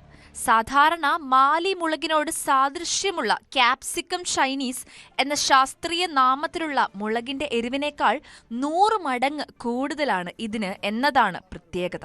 വടക്കുകിഴക്കൻ സംസ്ഥാനങ്ങളായ ആസാം, നാഗാലാൻഡ്, മേഘാലയ എന്നിവിടങ്ങളിലാണ് ഇവ കൂടുതലായി കൃഷി ചെയ്യുന്നത്. വിദേശ രാജ്യങ്ങളിലേക്ക് വൻതോതിൽ കയറ്റി അയക്കുന്ന ഇനമാണിത്. കഴിഞ്ഞ വർഷം ഒക്ടോബറിൽ മേഘാലയയിലെ ഷില്ലോങ്ങിൽ നടന്ന സെമിനാറിൽ പങ്കെടുക്കാൻ പോയപ്പോൾ അവിടുത്തെ പച്ചക്കറി മാർക്കറ്റിൽ നിന്നും ശേഖരിച്ച മുളകിൽ നിന്നും എടുത്ത വിത്തുകൾ പാകിയെങ്കിലും ഒരെണ്ണം മാത്രമാണ് മുളച്ചതെന്ന് ഗംഗാപ്രസാദ് പറയുന്നു. ഇത് നല്ല ഓർണമെന്റൽ വാല്യൂയും കൂടെ ഉള്ളതാണ്. കാരണം നമുക്ക് കാണാൻ നല്ല ഭംഗിയുള്ളത് കൊണ്ട് ഇത് പറിക്കാൻ തന്നെ തോന്നുന്നില്ല. അങ്ങനെയാണ്. അപ്പോൾ ഇത് നമ്മുടെ നോർത്ത് ഈസ്റ്റേൺ സ്റ്റേറ്റ് എന്ന് പറയുന്നത് വളരെ മലനിരകളോട് കൂടിയ ഭൂപ്രകൃതിയുള്ള സംസ്ഥാനങ്ങളാണ്. അവിടെ ഇത് വളരുന്നു. ഇവിടെ ഇപ്പം ഞാൻ എൻ്റെ ഈ തീരപ്രദേശത്തോട് ഉള്ള വെങ്ങാനൂരാണ് ഞാൻ താമസിക്കുന്നത്. ഇവിടെ ഇത് ഭംഗിയായിട്ട് വളരുകയാണെന്നുണ്ടെങ്കിൽ നമ്മുടെ മലയോര പ്രദേശങ്ങളിൽ ഇത് വളരെ ഭംഗിയായിട്ട് കൃഷി ചെയ്യാൻ സാധിച്ചു കഴിഞ്ഞാൽ നമ്മുടെ കർഷകർക്ക് ഇതൊരു വരുമാന മാർഗമാകും എന്നുള്ളതിന് യാതൊരു സംശയമില്ല. ആദ്യം ഇലകൾക്ക് വെള്ള നിറമായിരുന്നുവെന്നും ക്രമേണ പച്ച നിറമാവുകയായിരുന്നുവെന്നും അദ്ദേഹം പറയുന്നു. വിത്തുവാകി 3 മാസത്തിനിടയിൽ പൂവിട്ട് കായ്ച്ചു. കേരള സർവകലാശാലയിലെ ബോട്ടണി വിഭാഗം പ്രൊഫസറായിരുന്നു ഗംഗാപ്രസാദ്. ന്യൂസ് 18 തിരുവനന്തപുരം. എറണാകുളം കോതമംഗലത്തിന് സമീപം പിടവൂരിലെ വെറും 11 സെന്റ് സ്ഥലത്ത് മാതൃകാ കൃഷി ഒരുക്കി ശ്രദ്ധേയനാവുകയാണ് ഒരു ഓട്ടോറിക്ഷ ഡ്രൈവർ. സ്വന്തം വീട്ടിലേക്ക് ആവശ്യമായ മിക്ക കാർഷിക ഉൽപ്പന്നങ്ങളും ഈ ചെറിയ പുരയിടത്തിൽ നിന്ന് തന്നെ ലഭ്യമാക്കുകയാണ് റഷീദ്. കോതമംഗലത്തിന് സമീപം പിടവൂരിൽ താമസിക്കുന്ന ഓട്ടോറിക്ഷ ഡ്രൈവർ റഷീദിൻ്റെ വീട്ടുമുറ്റം കണ്ടാൽ ആരും ഒന്ന് അമ്പരക്കും. വെറും 11 സെന്റ് സ്ഥലത്താണ് വൈവിധ്യമാർന്ന കൃഷികൾ ഒരുക്കിയിരിക്കുന്നത്. അതിലേറ്റവും ശ്രദ്ധേയമായത് വീടിന് മുന്നിലെ പന്തലിലാകെ പടർന്നു നിൽക്കുന്ന മുന്തിരിവള്ളികളും കുലകളുമാണ്. മുന്തിരിക്ക് പുറമെ കപ്പ, ചേന, ചേമ്പ്, വാഴ, തെങ്ങ്, മാവ്, പ്ലാവ്, റംബൂട്ടാൻ, പേര, മുരിങ്ങ, വിവിധയിനം പച്ചക്കറികൾ തുടങ്ങി ഒരു കുടുംബത്തിന് ആവശ്യമായ ഒട്ടുമിക്ക വിളകളും ഈ കൊച്ചു പുരയിടത്തിൽ വിളയുന്നു. ഓട്ടോറിക്ഷ ഓടിക്കുന്നതിനിടയിൽ ലഭിക്കുന്ന ഒഴിവു സമയങ്ങളിലാണ് കൃഷി പരിപാലനമെന്ന് റഷീദ് പറയുന്നു. ചെറുപ്പം മുതലുള്ള കൃഷിയോടുള്ള താല്പര്യവും നല്ല ഭക്ഷണം കഴിക്കണമെന്ന ആഗ്രഹവുമാണ് ഇന്ന് ഈ മാതൃകാ കൃഷിയിടത്തിലേക്ക് എത്തിച്ചതെന്ന് റഷീദ് പറഞ്ഞു. എനിക്ക് കൃഷികളോട് ചെറിയ താല്പര്യങ്ങളുള്ള ആളാണ്. പിന്നെ ഓട്ടോ ഓടിച്ചാണ് ജീവിതം പോണെ. നമ്മുടെ വീട്ടിലാവശ്യത്തിനുള്ള പച്ചക്കറികളും കാര്യങ്ങളും എല്ലാം നമുക്ക് ഇതിൽ നിന്ന് തന്നെ നമുക്ക് കിട്ടും. ജൈവ കർഷകനായ റഷീദ് നാടിൻ്റെ അഭിമാനമാണെന്നും ഇവിടെ ഉൽപ്പാദിപ്പിക്കുന്ന കാർഷിക ഉൽപ്പന്നങ്ങൾ നാട്ടുകാർക്കും ലഭിക്കുന്നുണ്ടെന്നും പ്രദേശവാസിയായ കരീം പറഞ്ഞു. ഞങ്ങൾക്ക് വീട്ടിലേക്ക് ആവശ്യമുള്ള ഒട്ടുമിക്ക സാധനങ്ങളും റഷീദിന്റെ കയ്യിൽ നിന്നാണ് ഞങ്ങൾ വാങ്ങി ഉപയോഗിക്കുന്നത്. രാവിലെ 5 മണിക്ക് പുള്ളി പറമ്പിൽ ഇറങ്ങിക്കഴിഞ്ഞാൽ ആ കൃഷിയാണ് പുള്ളിയുടെ ജീവിതം. പുള്ളി മാത്രമല്ല, പുള്ളിയുടെ ഭാര്യയും കുട്ടിയുണ്ട്, അവൾക്കും കൃഷിയാണ് വലിയ താല്പര്യമുള്ള ഒരു കുടുംബമാണ്. ഓട്ടോറിക്ഷയുടെ സ്റ്റിയറിംഗിൽ നിന്ന് കൃഷിയിടത്തിലേക്ക് കടന്നു വന്ന റഷീദ് അധ്വാനവും ഇച്ഛാശക്തിയും ഉണ്ടെങ്കിൽ ചെറിയൊരു പുരയിടം പോലും സമൃദ്ധിയുടെ മാതൃകയാക്കാമെന്ന് തെളിയിച്ചിരിക്കുകയാണ്. ന്യൂസ് 18 കോതമംഗലം. അടുത്ത കാലത്തായി മഴ പെയ്ത് നനഞ്ഞ നിരത്തുകളിൽ നിരവധി വാഹനങ്ങൾ നിയന്ത്രണം വിട്ടുമറിയുന്നത് നമ്മൾ വാർത്തകളിലും സോഷ്യൽ മീഡിയയിലുമെല്ലാം കാണുന്നതാണ്. എന്തുകൊണ്ടാണ് ഇങ്ങനെ സംഭവിക്കുന്നതെന്ന് ചോദിച്ചാൽ പൂർണ്ണമായി വാഹനം ഓടിച്ച ഡ്രൈവറെ മാത്രം കുറ്റം പറയാനും പറ്റില്ല. ഈ അപകട സാധ്യതയ്ക്ക് പിന്നിലും ഒരു ശാസ്ത്രമുണ്ട്. അതാണ് ഹൈഡ്രോപ്ലെയിനിങ് അഥവാ അക്വാപ്ലെയിനിങ്. മഴ പെയ്യുന്ന ഒരു സായാഹ്നം, ഹൈവേയിലൂടെ സുഖകരമായ ഒരു യാത്ര. കാറിനുള്ളിൽ നേരിയ സംഗീതം പ്ലേ ചെയ്യുന്നുണ്ട്. മഴത്തുള്ളികൾ വിൻഷീൽഡിൽ വന്ന് പതിക്കുന്ന താളത്തിനൊപ്പം വാഹനം സുഗമമായി മുന്നോട്ട് കുതിക്കുന്നു. പെട്ടെന്ന് യാതൊരു മുന്നറിയിപ്പുമില്ലാതെ നിങ്ങളുടെ വാഹനത്തിന്റെ സ്റ്റിയറിംഗ് വല്ലാതെ ഭാരം കുറഞ്ഞതായി നിങ്ങൾക്ക് അനുഭവപ്പെടുന്നു. ഒരു കളിപ്പാട്ട കാർ ഓടിക്കുന്നത് പോലെ വളരെ ലാഘവത്തോടെ സ്റ്റിയറിംഗ് തെന്നി മാറുന്നു. ബ്രേക്ക് ചവിട്ടിയാലും വാഹനം നിൽക്കുന്നില്ല. പകരം നിയന്ത്രണം പൂർണ്ണമായും നഷ്ടപ്പെട്ട് ഒരു തെന്നി നീങ്ങലിലേക്ക് വാഹനം വഴിമാറുന്നു. ഏതൊരു വിദഗ്ധനായ ഡ്രൈവറെയും ഭയപ്പെടുത്തുന്ന, ജീവൻ പണയം വെക്കേണ്ടി വരുന്ന ഈ ഭയാനകമായ ചില സെക്കൻഡുകളെയാണ് ഹൈഡ്രോപ്ലെയിനിങ് അഥവാ അക്വാപ്ലെയിനിങ് എന്ന് വിളിക്കുന്നത്. ഒരു സാധാരണ മഴക്കാല ഡ്രൈവിങ്ങിനെ വലിയൊരു ദുരന്തത്തിലേക്ക് നയിക്കാൻ കെൽപ്പുള്ള ഈ ശാസ്ത്രീയ പ്രതിഭാസത്തെക്കുറിച്ച് ഓരോ ഡ്രൈവറും നിർബന്ധമായും അറിഞ്ഞിരിക്കേണ്ടതുണ്ട്. നിരത്തുകളിൽ ഒരു വാഹനം മുന്നോട്ട് കുതിക്കുന്നതും നമ്മൾ ഉദ്ദേശിക്കുന്നിടത്ത് കൃത്യമായി ബ്രേക്ക് ചെയ്ത് നിർത്താൻ കഴിയുന്നതും സ്റ്റിയറിംഗ് ഉപയോഗിച്ച് വളവുകൾ തിരിയുന്നതുമെല്ലാം വാഹനത്തിന്റെ യാന്ത്രിക സംവിധാനങ്ങളുടെയും എഞ്ചിന്റെയും മാത്രം കഴിവുകൊണ്ടല്ല. ഇതിനെല്ലാം ആധാരം ടയറും റോഡും തമ്മിലുള്ള ഘർഷണം അഥവാ ഫ്രിക്ഷനാണ്. മിനുസമുള്ള ഒരു തറയിൽ എണ്ണയൊഴിച്ചാൽ നമുക്ക് നടക്കാൻ കഴിയാത്തത് എന്തുകൊണ്ടാണെന്ന് ചിന്തിച്ചിട്ടുണ്ടോ? അവിടെ നമ്മുടെ പാദങ്ങളും തറയും തമ്മിലുള്ള ഘർഷണം പൂർണ്ണമായും നഷ്ടപ്പെടുന്നു. ഇതേ ഭൗതിക ശാസ്ത്രം തന്നെയാണ് ഹൈഡ്രോപ്ലെയിനിങ്ങിലും സംഭവിക്കുന്നത്. മഴയത്ത് റോഡിൽ വെള്ളം കെട്ടി നിൽക്കുമ്പോൾ വേഗത്തിൽ വരുന്ന വാഹനത്തിന്റെ ടയറിനും റോഡിനുമിടയിൽ ആ വെള്ളം ഒരു നേരിയ പാളിയായി രൂപാന്തരപ്പെടുന്നു. സാധാരണഗതിയിൽ ടയറുകളിലെ ചാലുകൾ അഥവാ ത്രെഡുകൾ ഒരു പമ്പ് പോലെ പ്രവർത്തിച്ച് ഈ വെള്ളത്തെ വെളിയിലേക്ക് തെറിപ്പിച്ച് റോഡുമായുള്ള സമ്പർക്കം നിലനിർത്തുകയാണ് ചെയ്യുന്നത്. എന്നാൽ വേഗത കൂടുമ്പോൾ ഈ പമ്പിംഗ് പ്രക്രിയ പരാജയപ്പെടുകയും കാര്യങ്ങൾ കൈവിട്ട് പോവുകയും ചെയ്യുന്നു. വാഹനത്തിന്റെ വേഗത ഒരു നിശ്ചിത പരിധി കടക്കുമ്പോൾ ടയറുകൾക്ക് പുറന്തള്ളാൻ കഴിയുന്നതിനേക്കാൾ കൂടുതൽ വെള്ളം അതിനടിയിലേക്ക് ഇരച്ചു കയറുന്നു. വെള്ളം കംപ്രസിബിൾ അല്ലാത്തത് കൊണ്ട് തന്നെ ഈ അതിമർദ്ദം കാരണം ടയറുകൾ റോഡിൽ നിന്നും അക്ഷരാർത്ഥത്തിൽ മുകളിലേക്ക് ഉയർത്തപ്പെടുന്നു. അതായത് ആയിരക്കണക്കിന് കിലോഗ്രാം ഭാരമുള്ള നിങ്ങളുടെ വാഹനം റോഡിലല്ല, പകരം ഒരു നേരിയ ജലപാളിക്ക് മുകളിലൂടെയാണ് അപ്പോൾ സഞ്ചരിക്കുന്നത്. റോഡുമായുള്ള ബന്ധം വിച്ഛേദിക്കപ്പെടുന്ന ഈ അവസ്ഥയിൽ ബ്രേക്കിങ്ങും സ്റ്റിയറിംഗും ആക്സിലേറ്ററും പൂർണ്ണമായും നിർജീവമാകുന്നു. ഡ്രൈവർക്ക് വാഹനത്തിലുള്ള നിയന്ത്രണം പൂർണ്ണമായും നഷ്ടപ്പെടുകയും വാഹനം തെന്നിമറിഞ്ഞ് വലിയ അപകടങ്ങൾക്ക് കാരണമാവുകയും ചെയ്യുന്നു. ഭൗതിക ശാസ്ത്രത്തിന്റെ ലളിതമായ ഈ നിയമം പലപ്പോഴും ഡ്രൈവർമാർ തിരിച്ചറിയുന്നത് അപകടം സംഭവിക്കുന്ന ആ നിമിഷത്തിൽ മാത്രമായിരിക്കും. ഹൈഡ്രോപ്ലെയിനിങ്ങിലേക്ക് നയിക്കുന്ന കാരണങ്ങൾ പലതാണ്. അതിലേറ്റവും പ്രധാനപ്പെട്ടത് വാഹനത്തിന്റെ അമിത വേഗത തന്നെയാണ്. മണിക്കൂറിൽ 60-70 കിലോമീറ്റർ വേഗതയിൽ പോകുന്ന ഒരു വാഹനത്തിന് മഴക്കാലത്ത് പെട്ടെന്ന് തന്നെ നിയന്ത്രണം നഷ്ടപ്പെടാം. ഇതിന് പുറമെ ടയറുകളുടെ അവസ്ഥയും വളരെ നിർണായകമാണ്. തേയ്മാനം സംഭവിച്ച ത്രെഡുകളുടെ ആഴം കുറഞ്ഞ ടയറുകൾക്ക് വെള്ളം പുറത്തേക്ക് തെറിപ്പിക്കാനുള്ള പമ്പിംഗ് കപ്പാസിറ്റി വളരെ കുറവായിരിക്കും. പുതിയ ടയറുകൾ സെക്കൻഡിൽ ഗാലൻ കണക്കിന് വെള്ളം പുറന്തള്ളുമ്പോൾ പഴയ ടയറുകൾ ആ വെള്ളത്തിന് മുകളിലൂടെ തെന്നി നീങ്ങാൻ മാത്രമേ ഉപകരിക്കൂ. വാഹനങ്ങളിലെ ടയർ പ്രഷറുമായി ബന്ധപ്പെട്ട് ആളുകൾക്കിടയിലുള്ള ഒരു വലിയ തെറ്റിദ്ധാരണയും ഇവിടെ തിരുത്തേണ്ടതുണ്ട്. മഴക്കാലത്ത് ടയറിലെ കാറ്റ് കുറച്ചാൽ റോഡിൽ കൂടുതൽ ഗ്രിപ്പ് കിട്ടുമെന്ന് ചിലർ വിശ്വസിക്കുന്നു. എന്നാൽ സത്യം നേരെ മറിച്ചാണ്. കാറ്റ് കുറഞ്ഞ ടയറുകളുടെ മധ്യഭാഗം ഉള്ളിലേക്ക് കുഴിഞ്ഞിരിക്കുകയും അവിടെ കൂടുതൽ വെള്ളം കെട്ടിനിൽക്കാൻ ഇടയാവുകയും ചെയ്യുന്നത് ഹൈഡ്രോപ്ലെയിനിങ് സാധ്യത 10 മടങ്ങ് വർദ്ധിപ്പിക്കുന്നു. കൃത്യമായ കാറ്റില്ലാത്ത ടയറുകൾ വേഗത്തിൽ ജലപാളിക്ക് മുകളിലേക്ക് ഉയർത്തപ്പെടും. കൂടാതെ ഭാരം കുറഞ്ഞ വാഹനങ്ങൾക്ക് ഈ പ്രതിഭാസത്തിന് വിധേയമാകാനുള്ള സാധ്യതയും വളരെ കൂടുതലാണ്. ആധുനിക വാഹന സാങ്കേതിക വിദ്യ എത്രത്തോളം വളർന്നിട്ടും പ്രകൃതിയുടെ ഈ നിയമത്തിന് മുന്നിൽ പലപ്പോഴും പകച്ചു നിൽക്കുന്നുണ്ട്. ഇന്ന് വിപണിയിലിറങ്ങുന്ന മിക്ക കാറുകളിലും ABS, ഇലക്ട്രോണിക്സ് സ്റ്റെബിലിറ്റി കൺട്രോൾ തുടങ്ങിയ അത്യാധുനിക സുരക്ഷാ സംവിധാനങ്ങൾ ഉൾപ്പെടുത്തിയിട്ടുണ്ട്. കൂടാതെ മികച്ച ഗ്രിപ്പ് നൽകുന്ന സിലിക്ക സംയുക്തങ്ങൾ അടങ്ങിയ പുതിയ കാലത്തെ ടയറുകളും വിപണിയിൽ ലഭ്യമാണ്. ഇവയൊക്കെ അപകട സാധ്യത ഒരു പരിധിവരെ കുറയ്ക്കുന്നുണ്ടെങ്കിലും ഹൈഡ്രോപ്ലേനിംഗ് സംഭവിക്കുന്ന സമയത്ത് റോഡും ടയറും തമ്മിൽ യാതൊരു സമ്പർക്കവും ഇല്ലാത്തതിനാൽ ഈ ഡിജിറ്റൽ സുരക്ഷാ സംവിധാനങ്ങൾക്കൊന്നും തന്നെ കാര്യക്ഷമമായി പ്രവർത്തിക്കാൻ കഴിയില്ല എന്നതാണ് ഞെട്ടിക്കുന്ന യാഥാർത്ഥ്യം. സമ്പർക്കമില്ലാത്ത അവസ്ഥയിൽ സെൻസറുകൾക്ക് വിവരങ്ങൾ ശേഖരിക്കാനോ ബ്രേക്കുകൾക്ക് കൃത്യമായി പ്രവർത്തിക്കാനോ കഴിയില്ല. അതുപോലെ തന്നെ ശ്രദ്ധിക്കേണ്ട മറ്റൊരു കാര്യമാണ് മഴക്കാലത്തെ ക്രൂയിസ് കൺട്രോൾ ഉപയോഗം. നനഞ്ഞ റോഡുകളിലൂടെ പോകുമ്പോൾ ഒരിക്കലും ക്രൂയിസ് കൺട്രോൾ സംവിധാനം ഉപയോഗിക്കാൻ പാടില്ല. ഹൈഡ്രോപ്ലേനിംഗ് സംഭവിക്കുമ്പോൾ ടയറുകൾക്ക് ഗ്രിപ്പ് നഷ്ടപ്പെട്ട് വാഹനം തെന്നി മാറുന്നതിനൊപ്പം പഴയ വേഗത നിലനിർത്താനായി ക്രൂയിസ് കൺട്രോൾ സംവിധാനം വീണ്ടും ആക്സലറേറ്റ് ചെയ്യുന്നത് അപകടത്തിന്റെ തീവ്രത ഭയാനകമായി വർദ്ധിപ്പിക്കുകയുള്ളൂ. ഇനി ഹൈഡ്രോപ്ലേനിംഗ് മൂലം നിങ്ങളുടെ വാഹനത്തിന് നിയന്ത്രണം നഷ്ടപ്പെട്ടാൽ അഥവാ ആ പ്രതിസന്ധി ഘട്ടത്തിൽ അകപ്പെട്ടാൽ എങ്ങനെ അതിൽ നിന്ന് രക്ഷപ്പെടാമെന്ന് നോക്കാം. ഇവിടെ ഡ്രൈവറുടെ സംയമനവും മനസാന്നിധ്യവുമാണ് ഏറ്റവും പ്രധാനം. വാഹനം തെന്നിമാറുന്നു എന്ന് മനസ്സിലാക്കുന്ന ആദ്യ നിമിഷത്തിൽ തന്നെ ഭയം മൂലം ആളുകൾ ചെയ്യുന്ന ഏറ്റവും വലിയ അബദ്ധം ശക്തിയായി ബ്രേക്ക് ചവിട്ടുകയും സ്റ്റിയറിംഗ് വെട്ടിത്തിരിക്കുകയും ചെയ്യുക എന്നതാണ്. ഈ രണ്ട് പ്രവൃത്തികളും വാഹനത്തെ പൂർണ്ണമായും വട്ടം കറക്കാനും മറിയാനും കാരണമാക്കും. അത്തരം സാഹചര്യങ്ങളിൽ പരിഭ്രാന്തരാകാതെ ആക്സിലറേറ്ററിൽ നിന്ന് കാൽ സാവധാനം പിൻവലിക്കുകയാണ് ആദ്യം വേണ്ടത്. ബ്രേക്ക് ചവിട്ടാതെ തന്നെ വാഹനത്തിന്റെ വേഗത സ്വാഭാവികമായി കുറയാൻ അനുവദിക്കുക. സ്റ്റിയറിംഗ് വീലിൽ മുറുകെ പിടിച്ച് വാഹനം മുന്നോട്ട് പോകേണ്ട ദിശയിലേക്ക് മാത്രം നേരെ പിടിക്കുക. ഏതാനും സെക്കൻഡുകൾക്കുള്ളിൽ വാഹനത്തിന്റെ വേഗത കുറയുകയും ടയറുകൾ വീണ്ടും റോഡിലെ പ്രതലവുമായി സമ്പർക്കത്തിൽ വരികയും ചെയ്യുന്നത് നിങ്ങൾക്ക് വ്യക്തമായി അനുഭവിക്കാൻ കഴിയും. ആ നിമിഷം മുതൽ വാഹനത്തിന്റെ പൂർണ്ണ നിയന്ത്രണം വീണ്ടും നിങ്ങളുടെ കൈകളിൽ സുരക്ഷിതമായി തിരിച്ചെത്തും. ചുരുക്കത്തിൽ മഴക്കാലത്ത് ഡ്രൈവിംഗ് എന്നത് നിരന്തരമായ ജാഗ്രത ആവശ്യപ്പെടുന്ന ഒരു പ്രവൃത്തിയാണ്. മഴ പെയ്യുമ്പോൾ റോഡുകൾക്ക് തികച്ചും പുതിയൊരു സ്വഭാവം കൈവരുന്നു എന്ന സത്യം നാം അംഗീകരിക്കണം.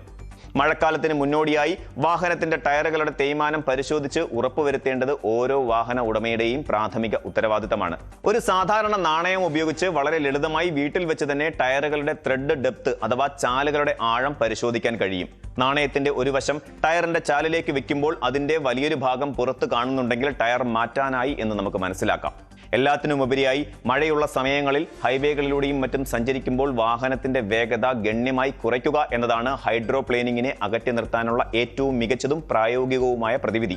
നമ്മളുടെയും നമ്മോടൊപ്പം യാത്ര ചെയ്യുന്നവരുടെയും മറ്റ് യാത്രക്കാരുടെയും ജീവന് വിലയുണ്ട്. പ്രകൃതിയുടെ മാറ്റങ്ങൾക്ക് മുന്നിൽ നമ്മുടെ വാഹനങ്ങളുടെ കരുത്തിനും സാങ്കേതിക വിദ്യയ്ക്കും പരിമിതികളുണ്ടെന്ന തിരിച്ചറിവോടെ വേണം സ്റ്റിയറിംഗിന്റെ പിന്നിൽ ഇരിക്കാൻ. അപകടരഹിതമായ ഓരോ നിരത്തുകൾക്കുമായി നമുക്ക് ഒത്തുചേരാം, ഒപ്പം സുരക്ഷിതരായി യാത്രയും ചെയ്യാം. 9 മണി വാർത്ത പൂർണ്ണമാവുന്നു. ഇനി നമുക്ക് ന്യൂസ് ട്രെൻഡ്സ് കാണാം. KP അഭിലാഷ്. നമസ്കാരം.